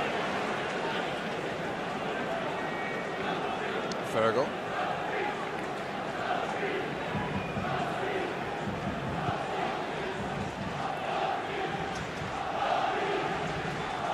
Quentin. We deserve to be ahead, but not by much. No, I mean we've just edged it really. But apart from the opening 2 or 3 minutes, we were a little bit shaky. We've been much in control of this game. Towards Turkomaz again. He's going to be a problem this afternoon. Oh, that was a good challenge again there by Tony Adams, full of fire and passion there, getting before Grassi. Gascoigne looking for the long ball, looking for Alan Shearer. Battle he's having there. That's a free kick. Given against Quentin, and Quentin's going to get a yellow card. You know what he's saying there, Quentin, and I know exactly what he means. Initially, possibly, he was fouled by Shearer, but this guy is the best in the world at jumping up and looking like he's getting fouled, when sometimes it is the other way. But he fought for that, he scrapped for that, and then in the end we've got a free kick in another dangerous position.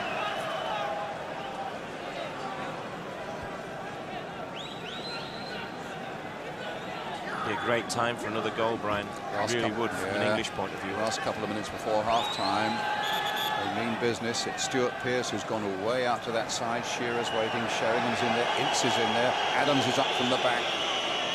Anderton's in there too. Plenty of activity there as the ball gets floated toward Teddy Sheringham. And Sheringham again. No! Kicked off the line. The flag was up. The whistle had gone.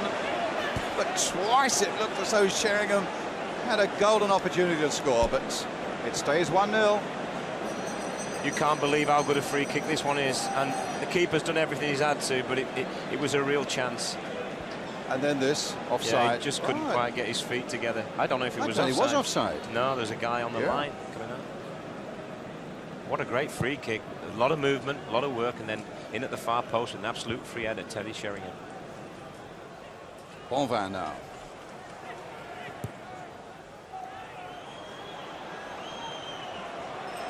Gascoigne. Coming to the last minute of the first half now. Gets it back from Shearer. The little touch for Sheringham. Back to Gascoigne again. Crowd enjoying this. Flicking it wide for Anderton. They're enjoying this as well as Gascoigne goes on and England get a corner. That's Paul Gascoigne at his very best. Never being out the game there, picking it up on the halfway line and keeping himself in the game. And he hasn't set the world on fire in this first 45 minutes, but a lot of quality has come when he's had the ball. Adams up there again at the near post. Sorry, Cohen. Plenty of England men up. Just two are back. Pearce and Neville. And look at that, a free header from Gareth Southgate. Infringement in the 6-yard box, giving the Swiss, to their evident relief, a free kick. The Swiss just cannot handle us from set pieces. The movement again, another free header. They're queuing up, trying to knock it in at the far post. They really are, from the free kicks and set pieces, they really are causing absolute mayhem out there. Still just 1-0. As we come to the end of the first 45 minutes of Euro 96. Good, enjoyable game with a lot of good movement in it. And what's more important, of course, the solitary goal being scored by an Englishman.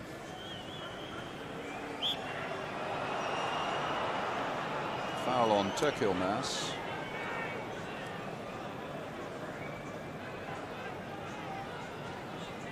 Sforza will take it. And quickly. Finding Geiger. Sforza again. Oh, Pearce in quickly. Spotted that. Shearer.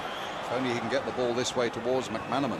But Henchos, the whistle had gone for a free kick to England. Quite happy, I would have thought, Terry Venables, with the first half. I would think absolutely delighted. Goal up. Pretty much in control, 1 or 2 scares, but he'll be more pleased with the time they spent on the set pieces as well, because they really have come off almost every time they had a free kick or a kick out wide. They've caused problems for the Swiss. Gascoigne, player of the year in Scotland, remember. Neville, Anderton, Fontaine, challenged by Ince. Beaten by him. Spanish linesman says no. Foul by Paul Ince. Paul Ince telling him in perfect Italian, even though linesman's Spanish, what he thought of him there. The will to win in this England side is the thing I've been impressed with in the first half. Adams, Pearce, Ince really getting stuck in for the 50-50 balls when they've been there to be won, and they really want this game. Sheringham, lovely control there, but he hit it straight at Geiger. Or Henchos, rather. Cleared, though, by Pascolo. Free kick to the Swiss.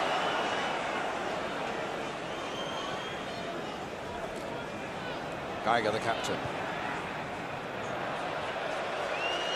Geiger doesn't look really that comfortable in that midfield role, Brian. You know, I mean, he is more a defender. He has played there before, and I know, but he's now in his 30s. He's probably more used to playing at the back. There's that incredible miss. They may well live to regret that. Well, they will as they go in at half-time. Grassi could have made it 1-1.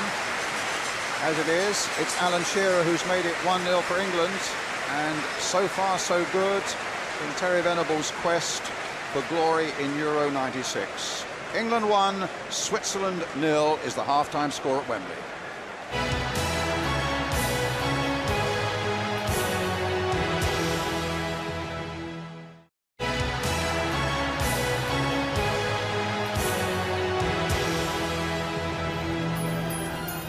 Welcome back to Wembley Stadium. Euro 96 is well and truly underway, and England lead Switzerland 1-0 in the opening game. John Barnes, Jack Charlton, Alex Ferguson with me. No walkover it's been, Alex, has it?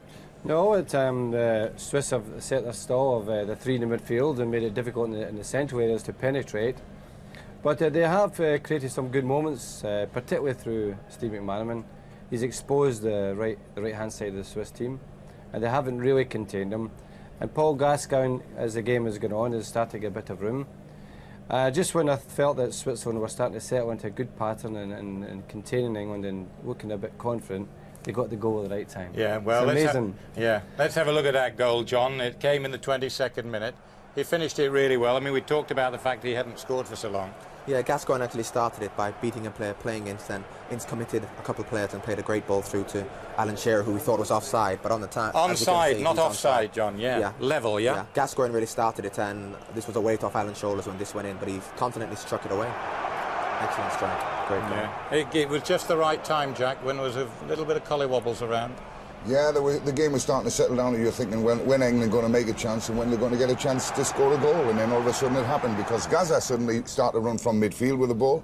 which he hadn't been doing up to that time. He'd really been flying the ball to whoever faced him and changing the play and just being a midfield general. Yeah. But then all of a sudden he decided to settle on the ball, go past the player, and once you start to go at the back four, things can open out and happen. Yeah. And exactly that happened, and so it was a nice little ball through.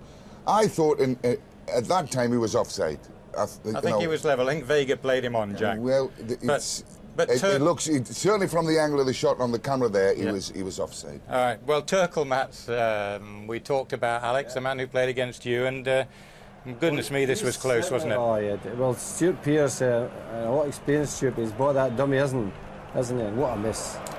Oh dear me. It is a miss, isn't it? Yeah, it's a bad miss. Very, very lucky. And then the next whistle is impeded by the referee going for the second ball there. So they've been a bit unlucky there, Switzerland, but it was a one threat. And then Turkelmeyer's pace is a threat to England. Sheringham at the same time, and we've picked that one out because obviously it was so close, but I mean Sheringham had a good chance at the far post, Jack, didn't he? The goalkeeper made a good save with his feet. What he should do, Terry Sheringham here. Everybody's run to the near, he's come around the back and he's headed the ball down, which is where you really must head the ball. The goalkeeper was a bit fortunate that the ball bounced, hit him on the foot, and it was cleared.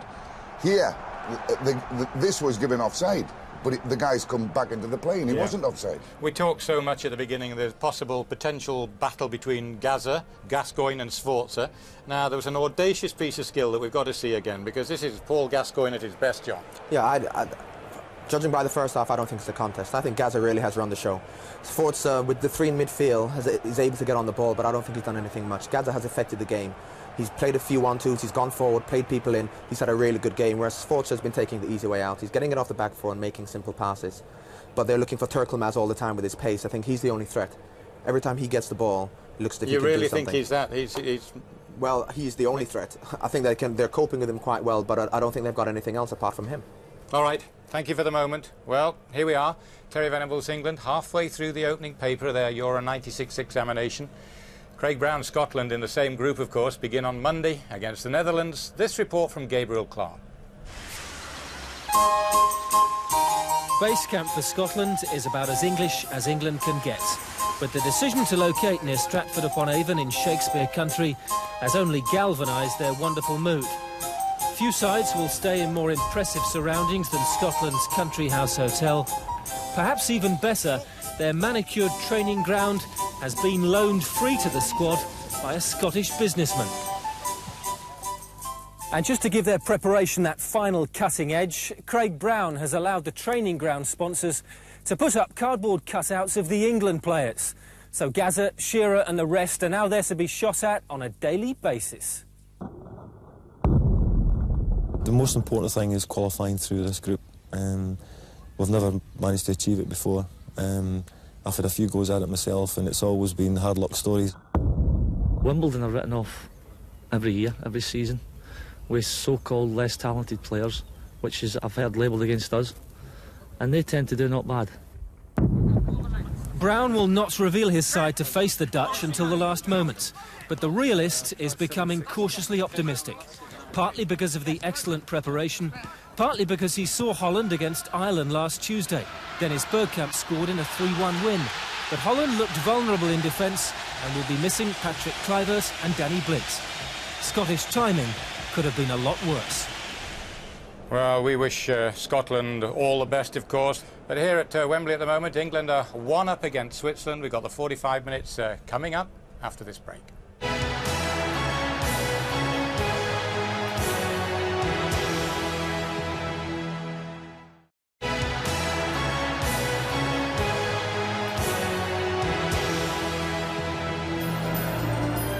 Hello again from Wembley Stadium. That's a shot from our airship high above this wonderful old ground.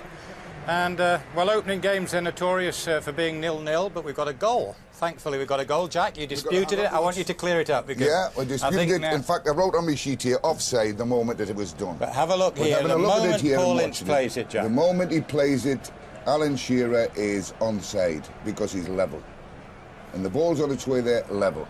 So both him and Sheringham were onside. And then the great finish at the end. Yeah. For those of you who've missed it, that was the goal in the 22nd minute of the game that's put England ahead there. John, just you told me tactically you thought at times Ince and Gascoigne were being a little bit outnumbered. I thought they were having problems because they're having 3 midfield players who play very narrow against our 2 because McManaman and Anderton are wide. But what that does when we get the ball is that enables, not so much Anderton because the play's been down the left, that's enabled McManaman really to get at the full-back, and really he's exposed. He hasn't had much help.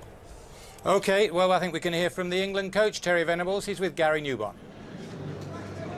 Terry, this is the real thing. Very good start. Alan Shearer scoring at last.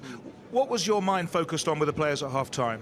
Well, basically, we're having too many touches of the ball in our defending third. We should be sharing the ball out a lot quicker to keep moving their players out of areas we wanted to move in. We're a bit static there, but it came a little bit. We had 1 or 2 good moves and worried them a bit on a free kick and a corner, and that, I think, might have disturbed them. So hopefully it'll set the pattern for a better. Might just have to watch Turkelmaz a bit. There was one let off for you. That's absolutely right. He's sharp. Very, very good player. But so far, so good. OK. Well, welcome back to the commentary box. Brian Moore here with Kevin Keegan. Terry Venables looking chirpy and sounding chirpy enough. And indeed, there's a lot to be pleased about in that first half performance, Kevin. I think he's absolutely delighted with the way it's gone. OK, they had a little bit of luck at the end with the chance that Grassi missed, but generally I feel they've always had the upper hand here. And he'll be delighted, and he will love to finish by winning this championship. What a terrific way to go out, if you like, and that's what he wants desperately, I'm sure. Well, England have played 19 under Terry. They won 10 and lost only 1. That was against Brazil here last summer. But of course, this is the first time it's been in a major competition, and of course for him the last time. He retires from the international scene at the end of this one, and Glenn Hoddle takes over. Grassi, where the header. And Gary Neville with the clearance, straight to Quentin. This is Bonvin to Geiger. Bringing in Vega. Tall defender who loves to get forward for free kicks. And my goodness, he gets forward even without free kicks, and that was all of 35, nearly 40 yards, and just for a moment it had Seaman scrambling across his goal. Outrageous distance to shoot from, but it's close, it really is. I'm not saying it would have beat him, but it just sent a little shudder through him, I think.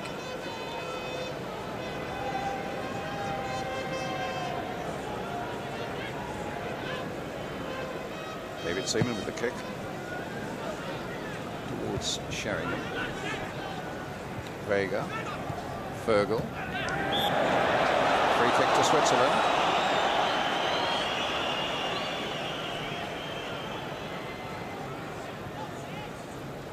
Moving ball when the free kick was taken. The referee not worried about that. Geiger finding Quentin. And now Ince. Fergal, and now Pearce. Gascoigne, a little almost arrogant flick with the outside of the boot. Ince again.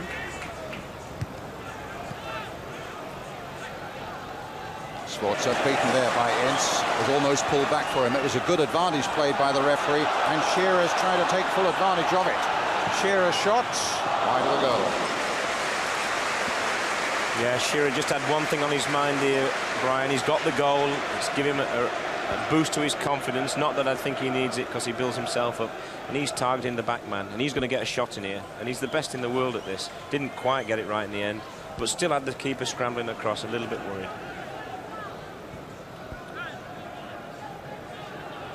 McManaman. This time Jarre got the foot in at any rate. This is young Fergal. By Southgate. And they've all just got enough purchase on it. And as well for England that Seaman was off his line like Linford Christie.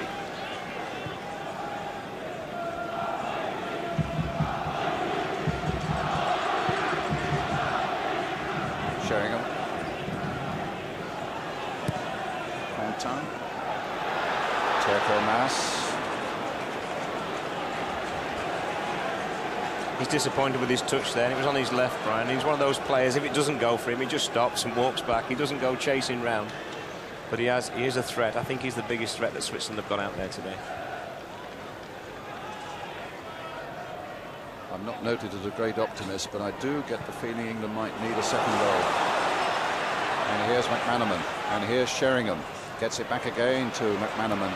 Anderton's waiting in the middle. Shearer's in there too. Shearer got just a touch on it.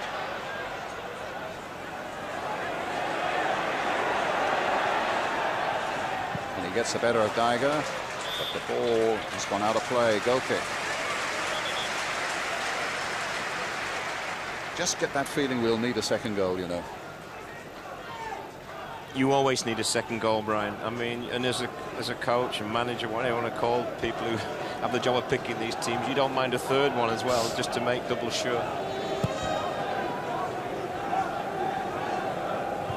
Adams.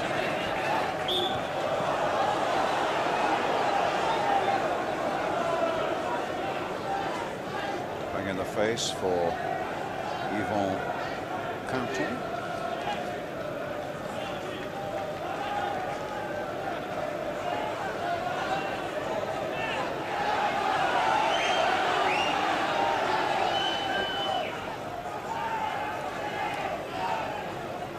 Petty dispute about where a free kick should be taken. When it's as deep as that, I'm sure a yard or two doesn't make a great deal of difference. But here's Vega for the Swiss, cut out by Gascoigne. Now Sheringham. There's Neville. Anderton down the flank.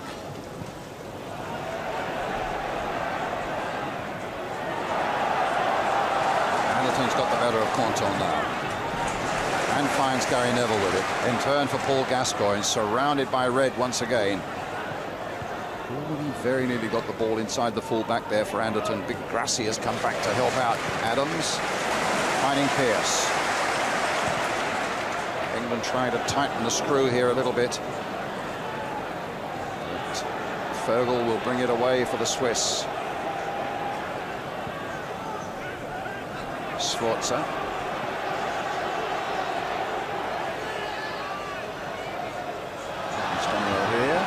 He's played Turkelmas. Southgate. That's a fine ball, but it sadly for England hit Shearer on the back. Sheringham. Anderton. No. Not quite on his game at the moment, Darren Anderton. Well, it's not surprising, Brian. He's missed an awful lot of football, and today, unlike a couple of other games he's played, it looks like he has. Just his touch, just his urgency, just sometimes his lack of awareness around people. But you know one thing, he certainly is capable of making goals out of nothing, and I think that's why Terry Venables will leave him on, even if it doesn't quite go for him.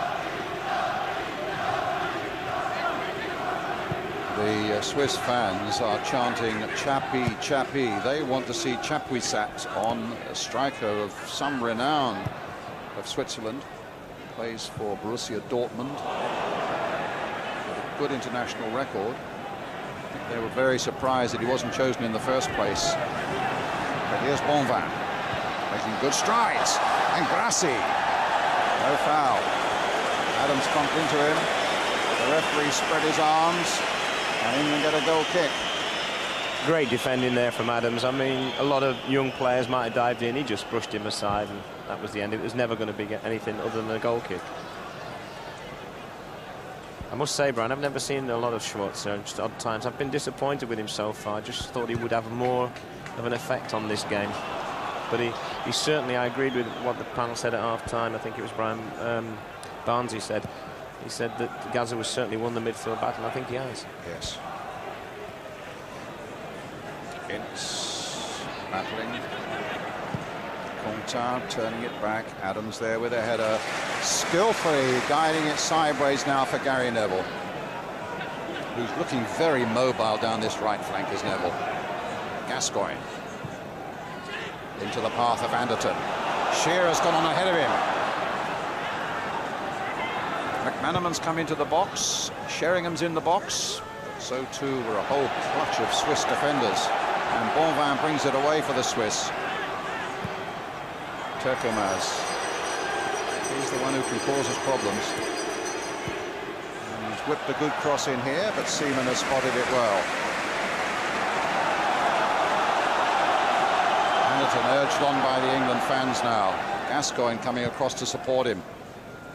Played it for Sheringham. Now for McManaman.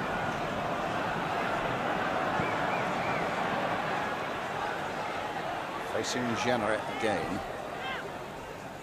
Pearce. Gascoigne's in the middle for him.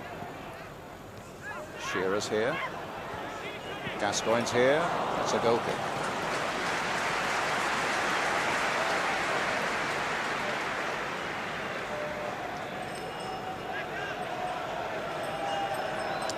Alongside Terry Venables there. I think Donald will be very pleased as well the way it's gone, because defensively, apart from the first 10 minutes when we had a couple of scares, we really have looked in control. And your point about Gary Neville is, he really is a tremendous acquisition at right back, because he can play centre half as well. Yes, yes. Anderton. Gascoigne. Swiss thought it was handball. The referee had a good view and said no. Here's Shearer. Just wide.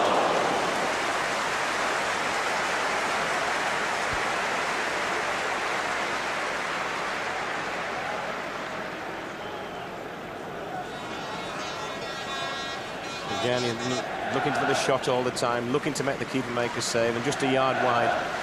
But he's looked a different player today to the one we've seen the last 4 or 5 games, because this is a real game, Brian, and some players need real games. He's a big game player. That's what Alan Shearer thrives on.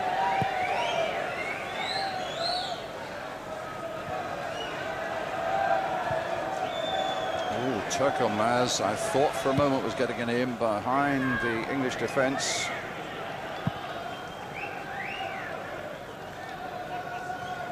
He's the man who spells danger for us, without any doubt. And if Chapuisat comes on as well, fresh legs, there could still be problems that Arthur George and his backroom team could create for England on the field.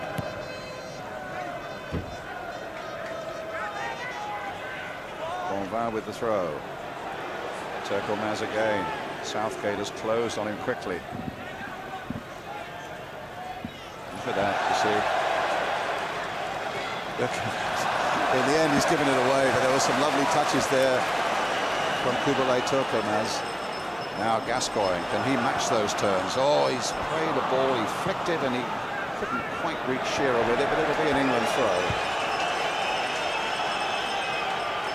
The Swiss have been very ragged at times, haven't they, Brian? You know, there again, good possession from the mistake from Gascoigne trying to find Shearer, but they've given it straight back out of play, and they've not really kept the ball as well as I'm sure they're capable of. Maybe the occasion, maybe England have harried them a little bit too much, but their passing has gone astray far too often. Gascoigne.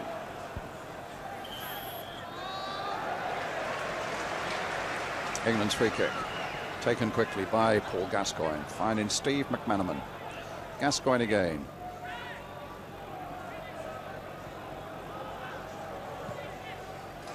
Chipped into the path of Neville. Crowd wanted him to go forward. Neville knew, he thought he knew best. Adams is there. And he's there again, but England have conceded the free kick, and Neville's gone down. Clutching his left knee.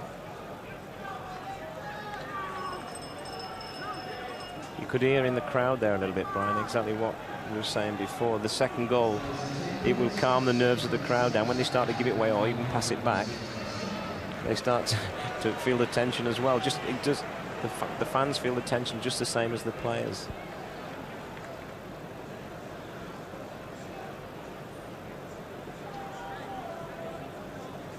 Well, I suppose if by any chance he has to go, there's Brian Robson calling Steve McManaman to him, and the first aid quartet are coming on with a stretcher.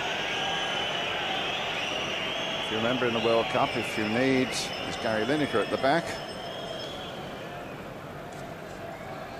If you need treatment, then the treatment has to be given off the field. I thought it worked well in the World Cup. It was allowed to go a little bit to one side, and if Gary goes off, Philip Neville looks as though he might come on. Brother for brother.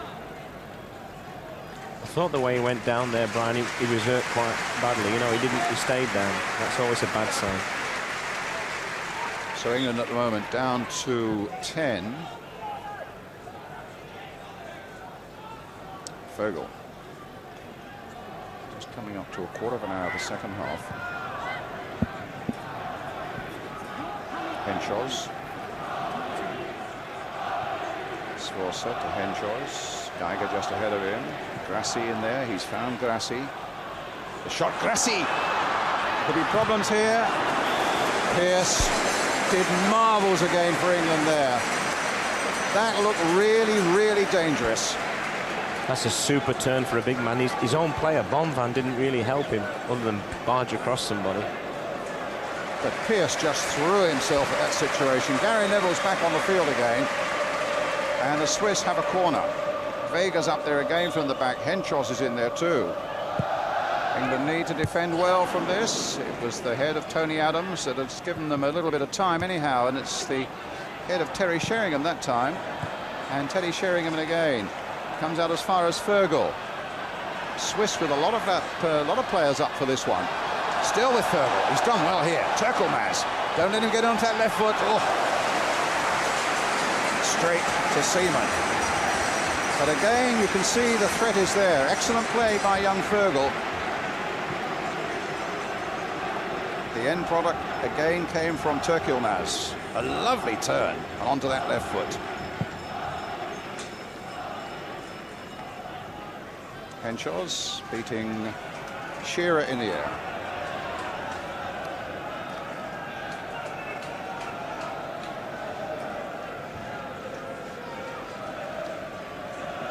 Shearer. Anderson taking it on. Will he get to it? No, just over.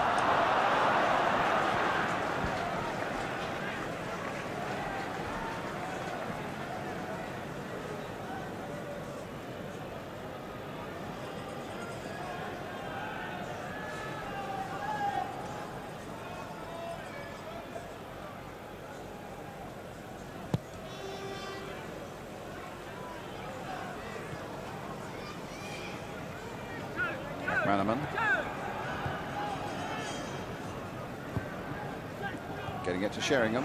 McManaman's gone down the flank there, and Sheringham found him beautifully. Not a good cross. He's very unpredictable, isn't he? Just there where you really wanted him to hold it up, because no one could really have got with him. They broke so quickly, him and Sheringham. And he knocked it in first time, and then he's looking for people to be in there. But he's so exciting for me. Adams with a header. Shearer. Ince. Anderton. Ince has stayed well forward. Here he is. Shearer's there as well. And he really battled away through there, but there must have been a touch of handball as he did it. England's goal scorer. But much more than a goal scorer, Terry Venables will tell you the way Shearer's game has developed so much that he draws so many other people into the play now. Which is really what Sheringham does as well, to be fair.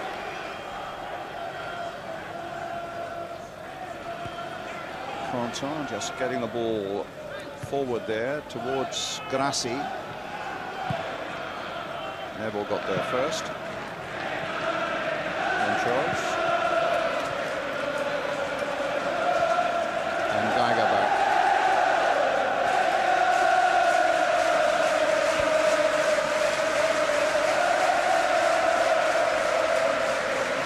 Sforza.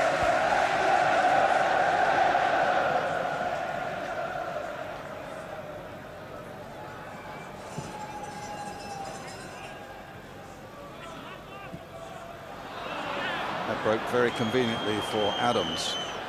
Gascoigne. And Just a little muted in this second half, Gascoigne, and seems to be playing just that little bit deeper. But here's McManaman. He's surging forward. Sheringham's waiting in the middle for him. Shearer's in there too. And it didn't quite come for Shearer. Might it come yet for Sheringham? No. Vega got it away. Up towards Grassi. Kept in play again by Steve McManaman.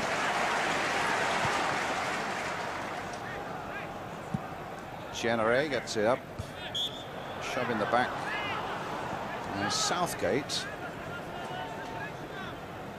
on big Marco Grassi.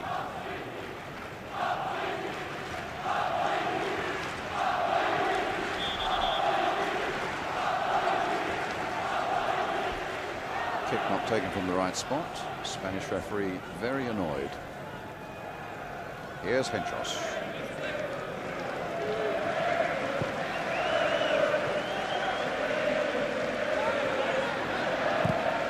Southgate hammering it away.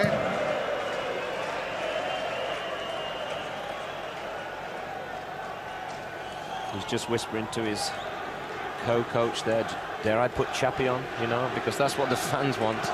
And he is a dangerous player, Brian, and he probably is unfortunately left out. And he'll bring him on, don't worry. To be fair to Arthur George, Chapuisat's had real problems, as you know, Kevin, with cruciate knee ligaments, and he's missed a fair bit of the season with Borussia Dortmund. Yeah, but then so has Tony Adams. Southgate's missed games, you know. But if you know they can perform at that level, it shouldn't worry you, you know, as long as their fitness is something near.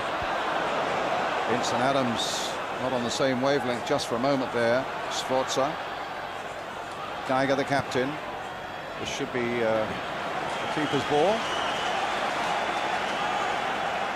You know, apart from the chance that hit the bar from Grassi, David Seaman's had about 4 touches, all crosses, all very, very easy for him to handle. You know, the Swiss have not really got in that any shots at him, to be fair to Southgate and Adams. They've really protected him well whenever there's been any danger lurking.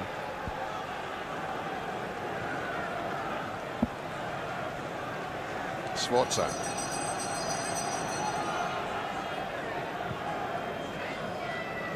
Quentin. Played in towards Grassi. Yes, he was offside.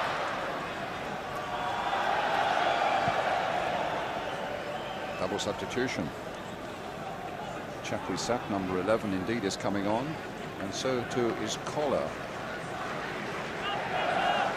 Well, this is a good move from Arthur George, because really Switzerland are not firing on all cylinders, and he's you know, there's a good, what, 24 minutes left.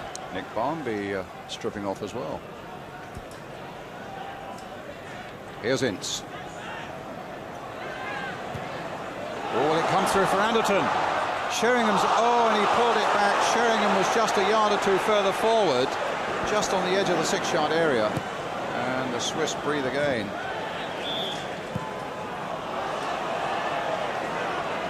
A free kick to Switzerland. Substitution being made. Chapuisat. Nick Barmby coming on. Well, it's Bonvin who's going off, and Chapuisat who comes on, which will please the Swiss fans. Now he's another dangerous customer. Up alongside Turkelmats, there could be problems. And England, I'm not sure whether they're making their substitution or not. Well, they're not at the moment because the play's going on.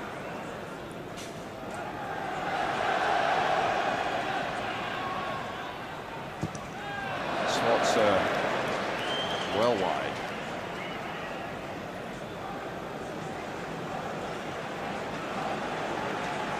A double English substitute about to come up. Steve Stone, I would guess, for Darren Anderton. And Barmby? Maybe for Sheringham. I mean, I don't know, really. It baffles me, that one, but certainly. Tony Adams out. These new boards are not working, are they? That's for the Swiss one, Brian, that one. See, this is modern technology for you. Nobody really knows what's going on. In the old days, when they held up painted boards, you knew where they were. But this is now Swiss as Geiger's going off. And Koller now comes on. This is another change they've made, Brian, for me, that there was absolutely no need for.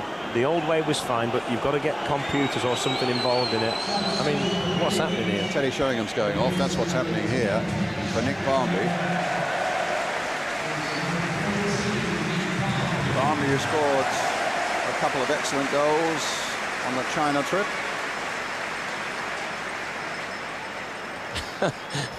We're going to be here till midnight while they work out that new machine, Brian. It's Barmby, isn't it? Steve Stones. For McManaman. For McManaman. Well, we thought it was for Anderton, but... Anderton's going over to the left, Brian. Yep. Which I think is more effective there, I must be honest. McManaman's had a great game, though, and it can only be that Terry wants to save him, I think. Here's Stone, who made his debut against the Swiss last November and scored on that occasion. Here's Neville. England need this second goal. I've got this feeling in my water that 1-0 is not going to be enough.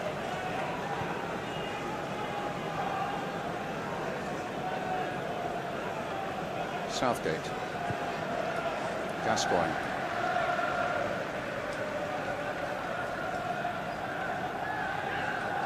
Anderton's gone swarming inside. It'll be a goal kick.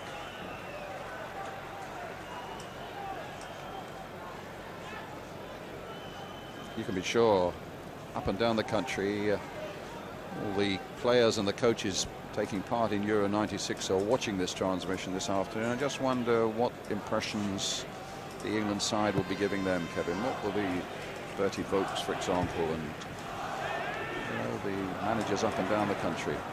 What would they be thinking? I think they'll be quietly impressed. They won't be overboard. I mean, it hasn't been a fantastic performance so far, but you know, we've had one or two players play well. We know that some other players are going to come into it and play better. And I would think in Steve McManaman, who's gone off, they would say he's a player that if they hadn't heard of before, they certainly will say that now there is a world-class player. And I think he looks that on this stage. And yet we've taken him off. We're saving him, Brian, for the big matches to come. Right. Benchos. Koller. Neville hitting it straight to Vega.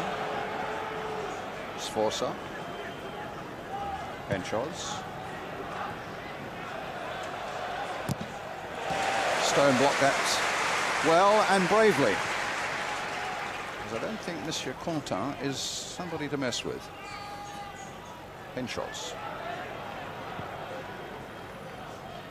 Stone again in there, leaving it for Southgate to guide it wide to Anderton, to hit it long for Shearer. Vega's played very well at the back for them, Brian, hasn't he? I've not seen anything of him before, but he certainly he's a big, strong boy, but he's also very comfortable with the ball, and I would say of all their players, he's the one who's certainly impressed me most. There's buzz that he might be going to Auxerre, the French champions.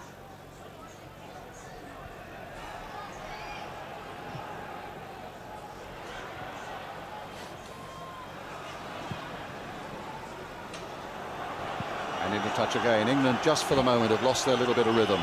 Yeah, not to be unexpected because the changes will affect them, but they'd lost it before the changes, to be fair, Brian. Last 15 minutes, really all the second half, they'd never found a shape, never found it easy to get out with the ball. And Gascoigne's the one we need on the ball, and he's gone very, very quiet along with a few other players. Just kept in play there by Tekielmas. No, it wasn't. Flag was up. He thought he'd done it.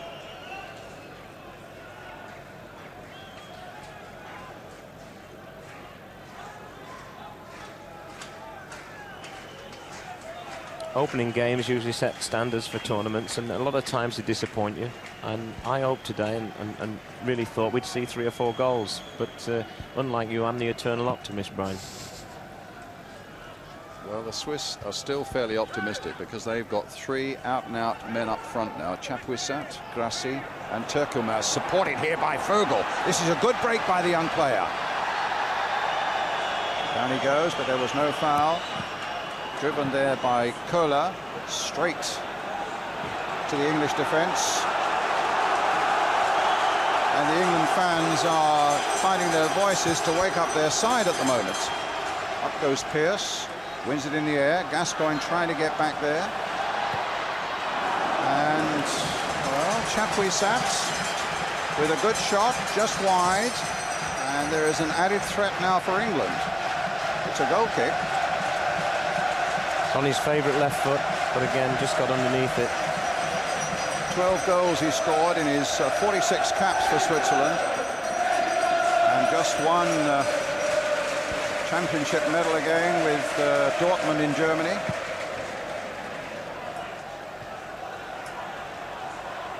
This is not over yet. Stone. Neville gets it back to Seaman.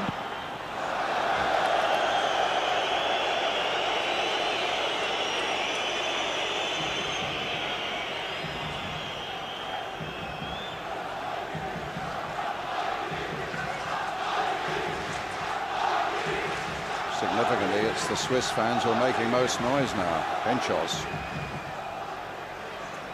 Generet. He'll be pleased the McManaman's gone. Sforza. Playing it in, a nice little touch there. Grassi almost got on the end of it. These are worrying times for England. Henschos again. Well, if not worrying, they're certainly tense. Köhler, substitute. Little touch there for Chapuisat. Turkelmaz is in the middle. Ince very quickly there. And it's England's throw. Come on, says Ince. We've got to get our act together again. Gascoigne. Stone. No, it's a Swiss throw now. Yeah, it's at times like this that they're going to need the leadership qualities of the Adams and Inces and the Stuart Pearces, because there's no doubt about it, as an attacking force at the moment, we look almost spent and a little bit devoid of ideas. And it's the Swiss who are getting the confidence to launch maybe a final flurry. Still a quarter of an hour left. A crucial quarter of an hour, really, for England's European Championship hopes. Here's Chapuisat being challenged, but being beaten by Neville. Whips the cross in. As well for England that Southgate was well placed. Gascoigne to Stone, to Neville, finally to Shearer. Gascoigne again. Played inside for Stone. And whipped to Barmby on the far side.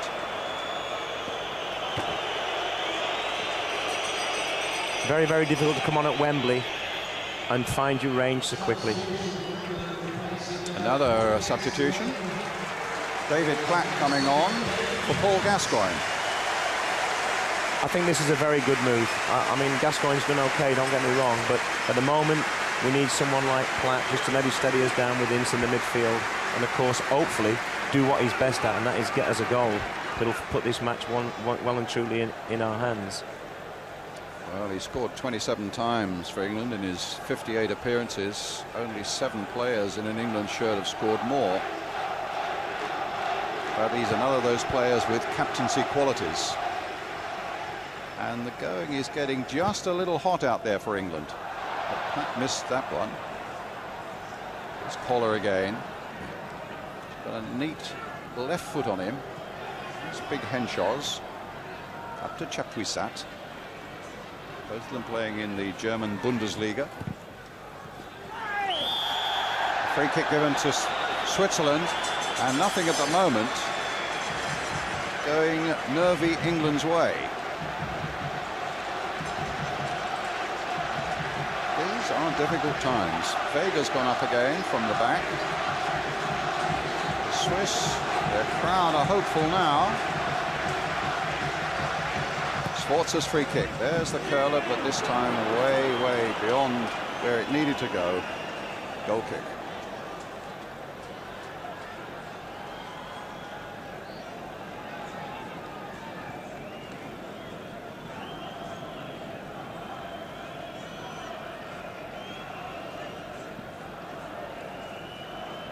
It's quite cool up here where we're sitting, but I figure it must be an awful lot hotter down there, well, Kevin, and maybe that stamina's beginning to... It gets hotter the worse you play as well, Brian. That's right. Here's Barmby, played inside towards Stone. Thought he just got the touch there. That was a great piece of play by Barmby, and Stone had that golden touch against Switzerland last time here in November. And I thought for a moment we were going to get a repeat. Great ball from Barmby, very difficult to defend, and probably looks to me like it should have been a corner, Brian, but great ball in. Look at the problems it gives the defender and the goalkeeper. England with 11 minutes left. I almost feel like saying to survive, because the Swiss are looking increasingly dangerous. Their confidence is growing. As Ince chases Collar, Pascolo gets it forward. Adams with a header. Barmby with the touch. Shearer. Stone. It's a lovely cross in, but Vega met it well. Been a good defender today, Vega.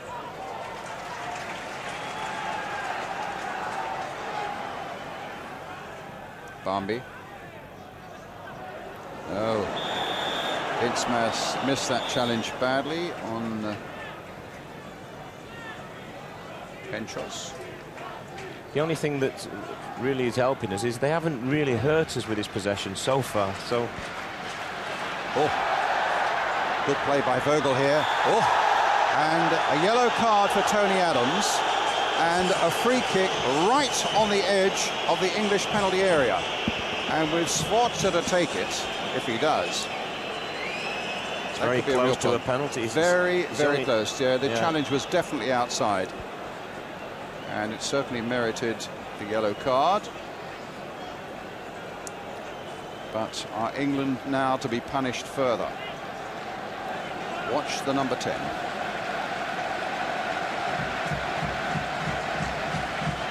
He will be. Once or twice in critical games, David Seaman will be the first to say that he's been embarrassed by free kicks like this. I remember one in Rotterdam. And Arthur George is hoping that Sforza can do something about it now. This is a critical moment in the game, believe me. England ball back 10. He's so fussy, this referee, Brian, isn't he? I mean, at least he's consistent. He's always fussy. That extra yard back will give Sforza just a bit more movement to play with. This could be a problem, but he hits it straight at the wall. But Vogel's shot was no more than a yard wide. England breathe again. Incredibly close, Brian. And you know, Fergal is the one player who we didn't talk much about, but he has had quite an influence on anything that the Swiss have done. And watch how close this is. Look at this. My word. That little curve at the end was just enough for England. And now the English fans are trying to rally their troops. Shearer concedes the free kick. So the Swiss will come forward again. 8 minutes left.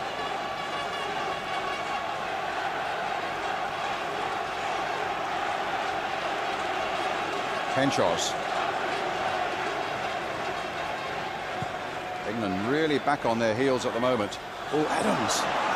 They claim a penalty. It's given. A penalty for Switzerland. Conceded by Stuart Pearce. He was unlucky. He seemed to be protecting his face. But this is a major problem now for England. He made the decision very quickly, and you know it's a poor header from Tony Adams, is it? That's it. It was Tony Adams' header.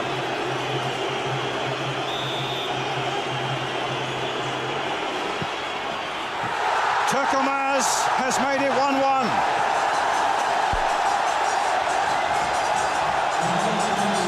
It's no more than they deserve, Brian. Last 15, 20 minutes, in fact, most of the second half, they've been the team that have put the passes together, and they've looked more likely to get a goal.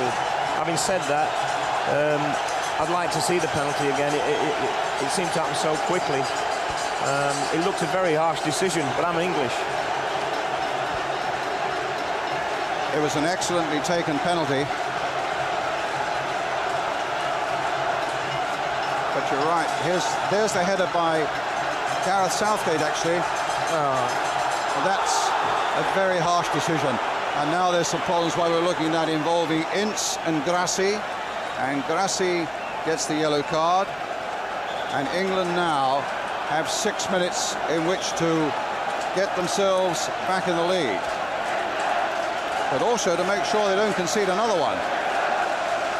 Yeah, I think everyone was saying beforehand, a draw is not a terrible result. But a defeat certainly is. It's not a good one, though, Kevin. It's better than getting beat, well, you know. Of course. It still gives you a plan and a chance to look at the games and strive forward, but it won't be easy. Pearce played in towards Shearer and towards Stone, but Quentin gets there first. It's knocked in again, and Henshaws gets that one away. Turkelmaz and Chapuisat. That's Chapuisat.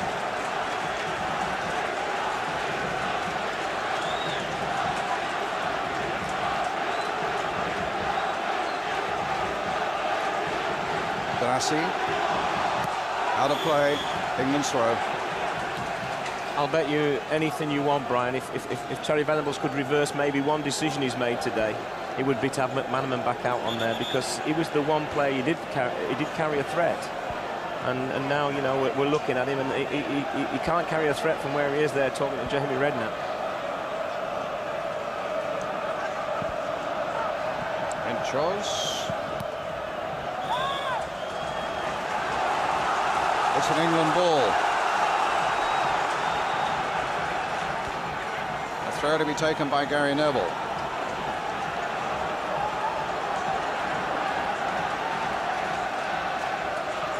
And a good long throw it is. Anderton knocking it back for Ince. Played in by him. Pushed away by Pescolo.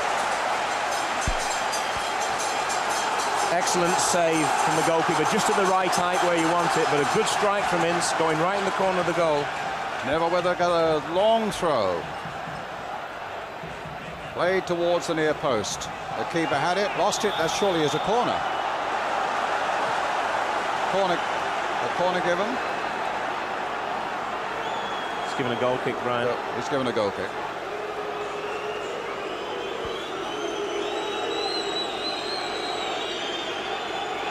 Anderton just played that back, and Ince, as you say, it was a good strike. He was a little bit off balance, and the keeper spotted it late and did the necessary.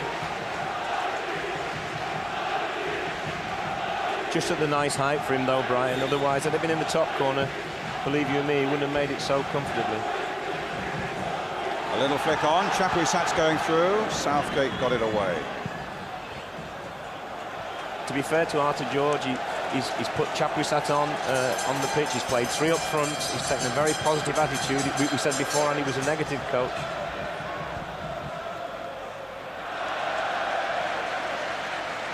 But when he saw the tide was turning, he put the three on, and he put Chapuisat up and the three up, and it's really paid off for him. You're in a no-win situation, because if Chapuisat comes on and turns the game, it doesn't make you look good either as a coach. That's right. You've got to have some guts. Collar. Adams gets there just before Fergal. Anderton chasing, knocks the ball forward to Shearer. Shearer's first touch let him down. Neville. Sforza. Here's this danger man again, Turkelmaz. Grassi waiting in the middle. Chapuisat's in there too. They get a corner. Inside the last 3 minutes. And England really wanted the ball at the other end. Shearer's come back to help out, but Vega's gone forward, and the Swiss are taking their time taking the corner. It'll be Sforza who takes this one. Henshaws there, Grassi there, Vega there, all big six-footers, Chapuisat and Turkelmaz in there. England really have to defend well from this corner. Well, Shearer got his head to it.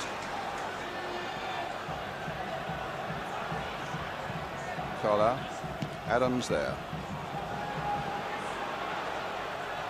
Vega. Chapuisat, stopped though by Pearce. Here's Ince. That's a yellow card now for Vega.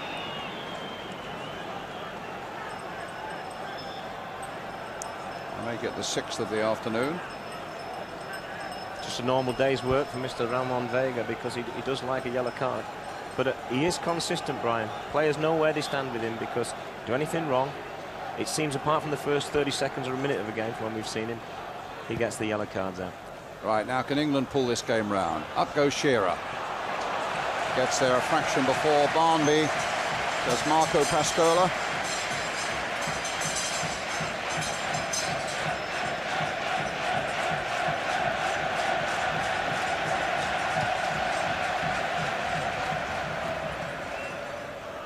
Ince. Flat. No. Won't even be kept in play. It'll be a Swiss throw.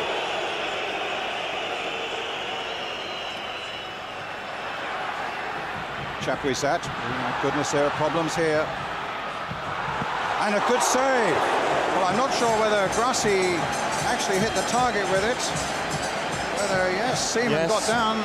Great save. Chapuisat's so good on this left foot. Good ball. Great strike. And David Seaman, I think, it's a crucial save. Low down. Into the last minute of the game.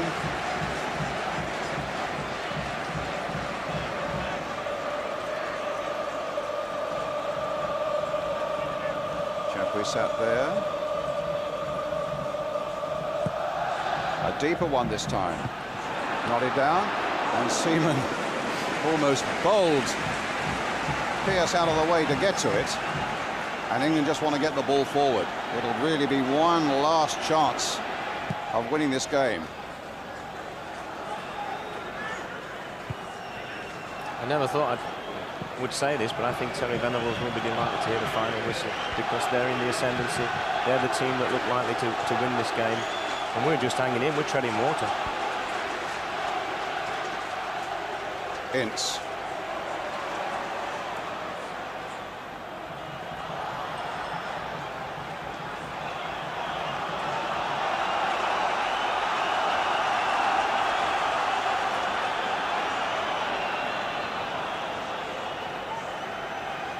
Pearce with the kick. The last throw for England. Referee's already looked at his watch once.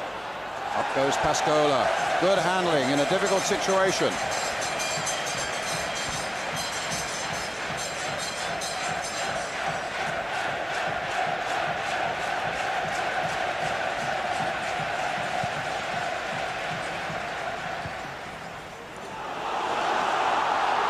Pascola gets there first. Crowd were feeling that Shearer had been pulled back.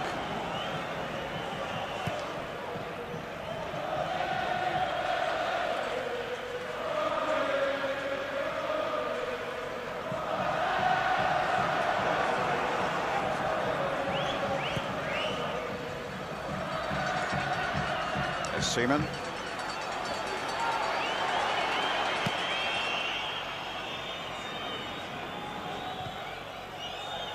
Comes to Pearce. An afternoon that had started so full of promise, particularly when Alan Shearer broke the drought that he had suffered for 2 years without a goal. And then suddenly the Swiss got more and more into the game. A harsh penalty it seemed, but maybe at the end a draw that they were justified in getting.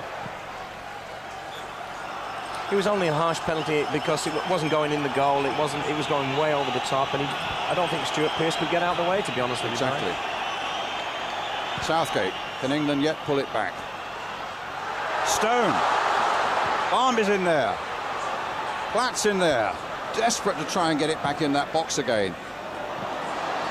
But the Swiss equally determined to get it away. Up to Turk-Yilmaz. Chapuisat's gone streaking through the middle. Southgate's header. Platt to take it up again. The final whistle's gone. Well, it's a draw. Terry Venables A sharp intake of breath there. He's not happy with that result. There's no hiding the fact it is a hugely disappointing result, and certainly as far as England was concerned in the second half, a disappointing performance. The very least now, of course, they must get a victory either over Scotland or against Holland, and after today there's some serious work to be done. Alan Shearer, the scorer for England in the first half. Turkelmaz from the penalty spot after Stuart Pearson handled for Switzerland in the second half. 1-1 the final score here at Wembley.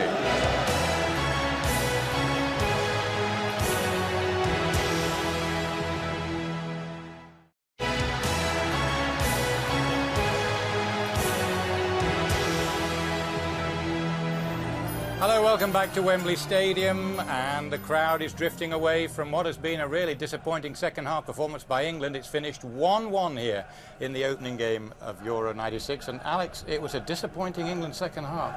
Well, it's the old story about the name of the game in Europe. You get in front, you keep the ball as long as you can, keep the ball away from them, and by giving the ball away, we allowed Switzerland to get a tempo in their match. And the minute they quickened the tempo, England had so many problems. Whereas in the first half, McManaman was a great threat for England in terms of possession of the ball and keeping forcing the game towards the edge of the penalty box. The second half, the little boy Vogel transformed the game for Switzerland. Yeah. No one could control him. OK, penalty or not, John? I thought it was a bit harsh, but I think the fact that David Seaman was off his line, if you see David's coming for the ball here, very harsh to give, but I don't know whether that would have actually gone in the goal. So I thought it was a harsh decision. But I think they deserved it in the second half. I think they did. Well, let's hear from the England coach, Terry Venables. He's down there with Gary Newbon. Terry, I've been in the position to see the replay twice. It was a very harsh penalty decision. Pearce doesn't even seem to know it's going to hit him. Yeah, I didn't think it was a penalty. In saying that, we haven't played well second half. We're dead on our feet, and both teams looked very tired the second half, and it just looked like it was going to fizzle out to hopefully a 1-0. But it's a disappointment. It's not the result we were looking for, but in saying that, we felt it was a very harsh penalty. What was wrong with the performance in the second half, do you think? I thought we did well enough first half, and going on to perhaps a better game, and we just didn't play. Our passing was poor, and we've got to get that better. So the pressure's now on to get a win, having thought you might get one in this first match. Well, you can never tell. I mean, the game, you can't say you're going to win. We hoped to win, and we felt we could win. We were confident, but it didn't work out that way. Well, some interesting observers up in Birmingham, because that's where Scotland are preparing for their opening game against Holland. Let's join now John Collins and Ali McCoist. Ali, first of all, your view on that game, England's performance? I think it was pretty much a bit of a statement game of two halves, the usual cliche, Bob. I think England started very well, very promising. I thought Gascoigne was very influential, as was McManaman. They looked very solid at the back with Adams and Southgate looking good, very dependable and hard there. And I think they got off to the perfect start with Shearer scoring a wonderful goal. And of course, the second half started a bit the opposite, if you like. Switzerland came far more into the game, and albeit a bit of a dodgy penalty, but I think just about deserved it on the run of play. John, it must give you encouragement, really, for Scotland for the game here in a week's time. Yeah, very much. The second half performance from Switzerland was very good. After the first half, they were very disappointing. England dominated the game, but second half, they showed that England are a little bit vulnerable. John and Ali, I've got Alex Ferguson here. He'd just like a word with you. Hey, boys. How you doing, Alec? Don't let me down next Saturday. Don't you worry about it. You got a few quid on it? Oh, bankrupt if it was. How's everyone fit? Yeah, the camp's feeling great, Alec. We've got fantastic facilities up here. The hotel's magnificent, and the training pitch is absolutely first class, so unfortunately we can't use them as excuses. OK, then, so you're all looking forward to Monday? Yeah, very much. It can't come quick enough now. The preparations have lasted about 3 or 4 weeks now, so we're just desperate to get started. Jack, have you got anything to say to those two Scottish lads there waiting? It's going to be very difficult in your opening game, but stick with it. It showed if you play a few balls behind him, you can get him in trouble. So just give it all you got. You'll help England. OK, you will. John and Ali, we thank you very much for being with us there. Thanks very much. Thanks a lot, lads. Now let's have a general overview of this performance. It was disappointing, to say the least, really, for England. Yeah, particularly in the second half. First half we were fine, but as Alex made the point, in international football, when you're playing in Europe, you have to keep the ball. I think if England had kept the ball better in the second half, it wouldn't have given Switzerland any encouragement. They were just giving it away all the time. Giving it away too quickly. I think that we may not have actually gone on to hurt them, but at 1-0, it would have frustrated Switzerland, and they wouldn't have been able to get near us if we kept the ball. But unfortunately, the longer it went on, the more frustrated we became. We gave it back to them to encourage them. Jack, did I hear you being very critical of the fitness of the England lads there? I was very disappointed at the work rate of the midfield, yeah. I thought they gave the Swiss in the second half far too much room and time to settle, far too much time to see the last pass. I mean, the right back came into it all the game, and I couldn't believe the amount of room that he was having to just look up and make his passes, and they were playing 3 players through the middle on the edge of the box, and that sort of an incident is always liable to happen when you get that sort of a situation. They were trying to play the balls in behind England's centre-halves, and they were picking up the bounce-offs. And England's midfield, I thought, just stood and watch the balls go over them and go through them. Were there any pluses at all for England, Alex? I mean, you mentioned with a wry smile that opening games are traditionally in big tournaments. I think maybe there was a better game than you normally get in the first game, but the big bonus is that Alan Shearer's got himself back in goal scoring. That may be the best thing of all for England today. Yes. So what have England got to do?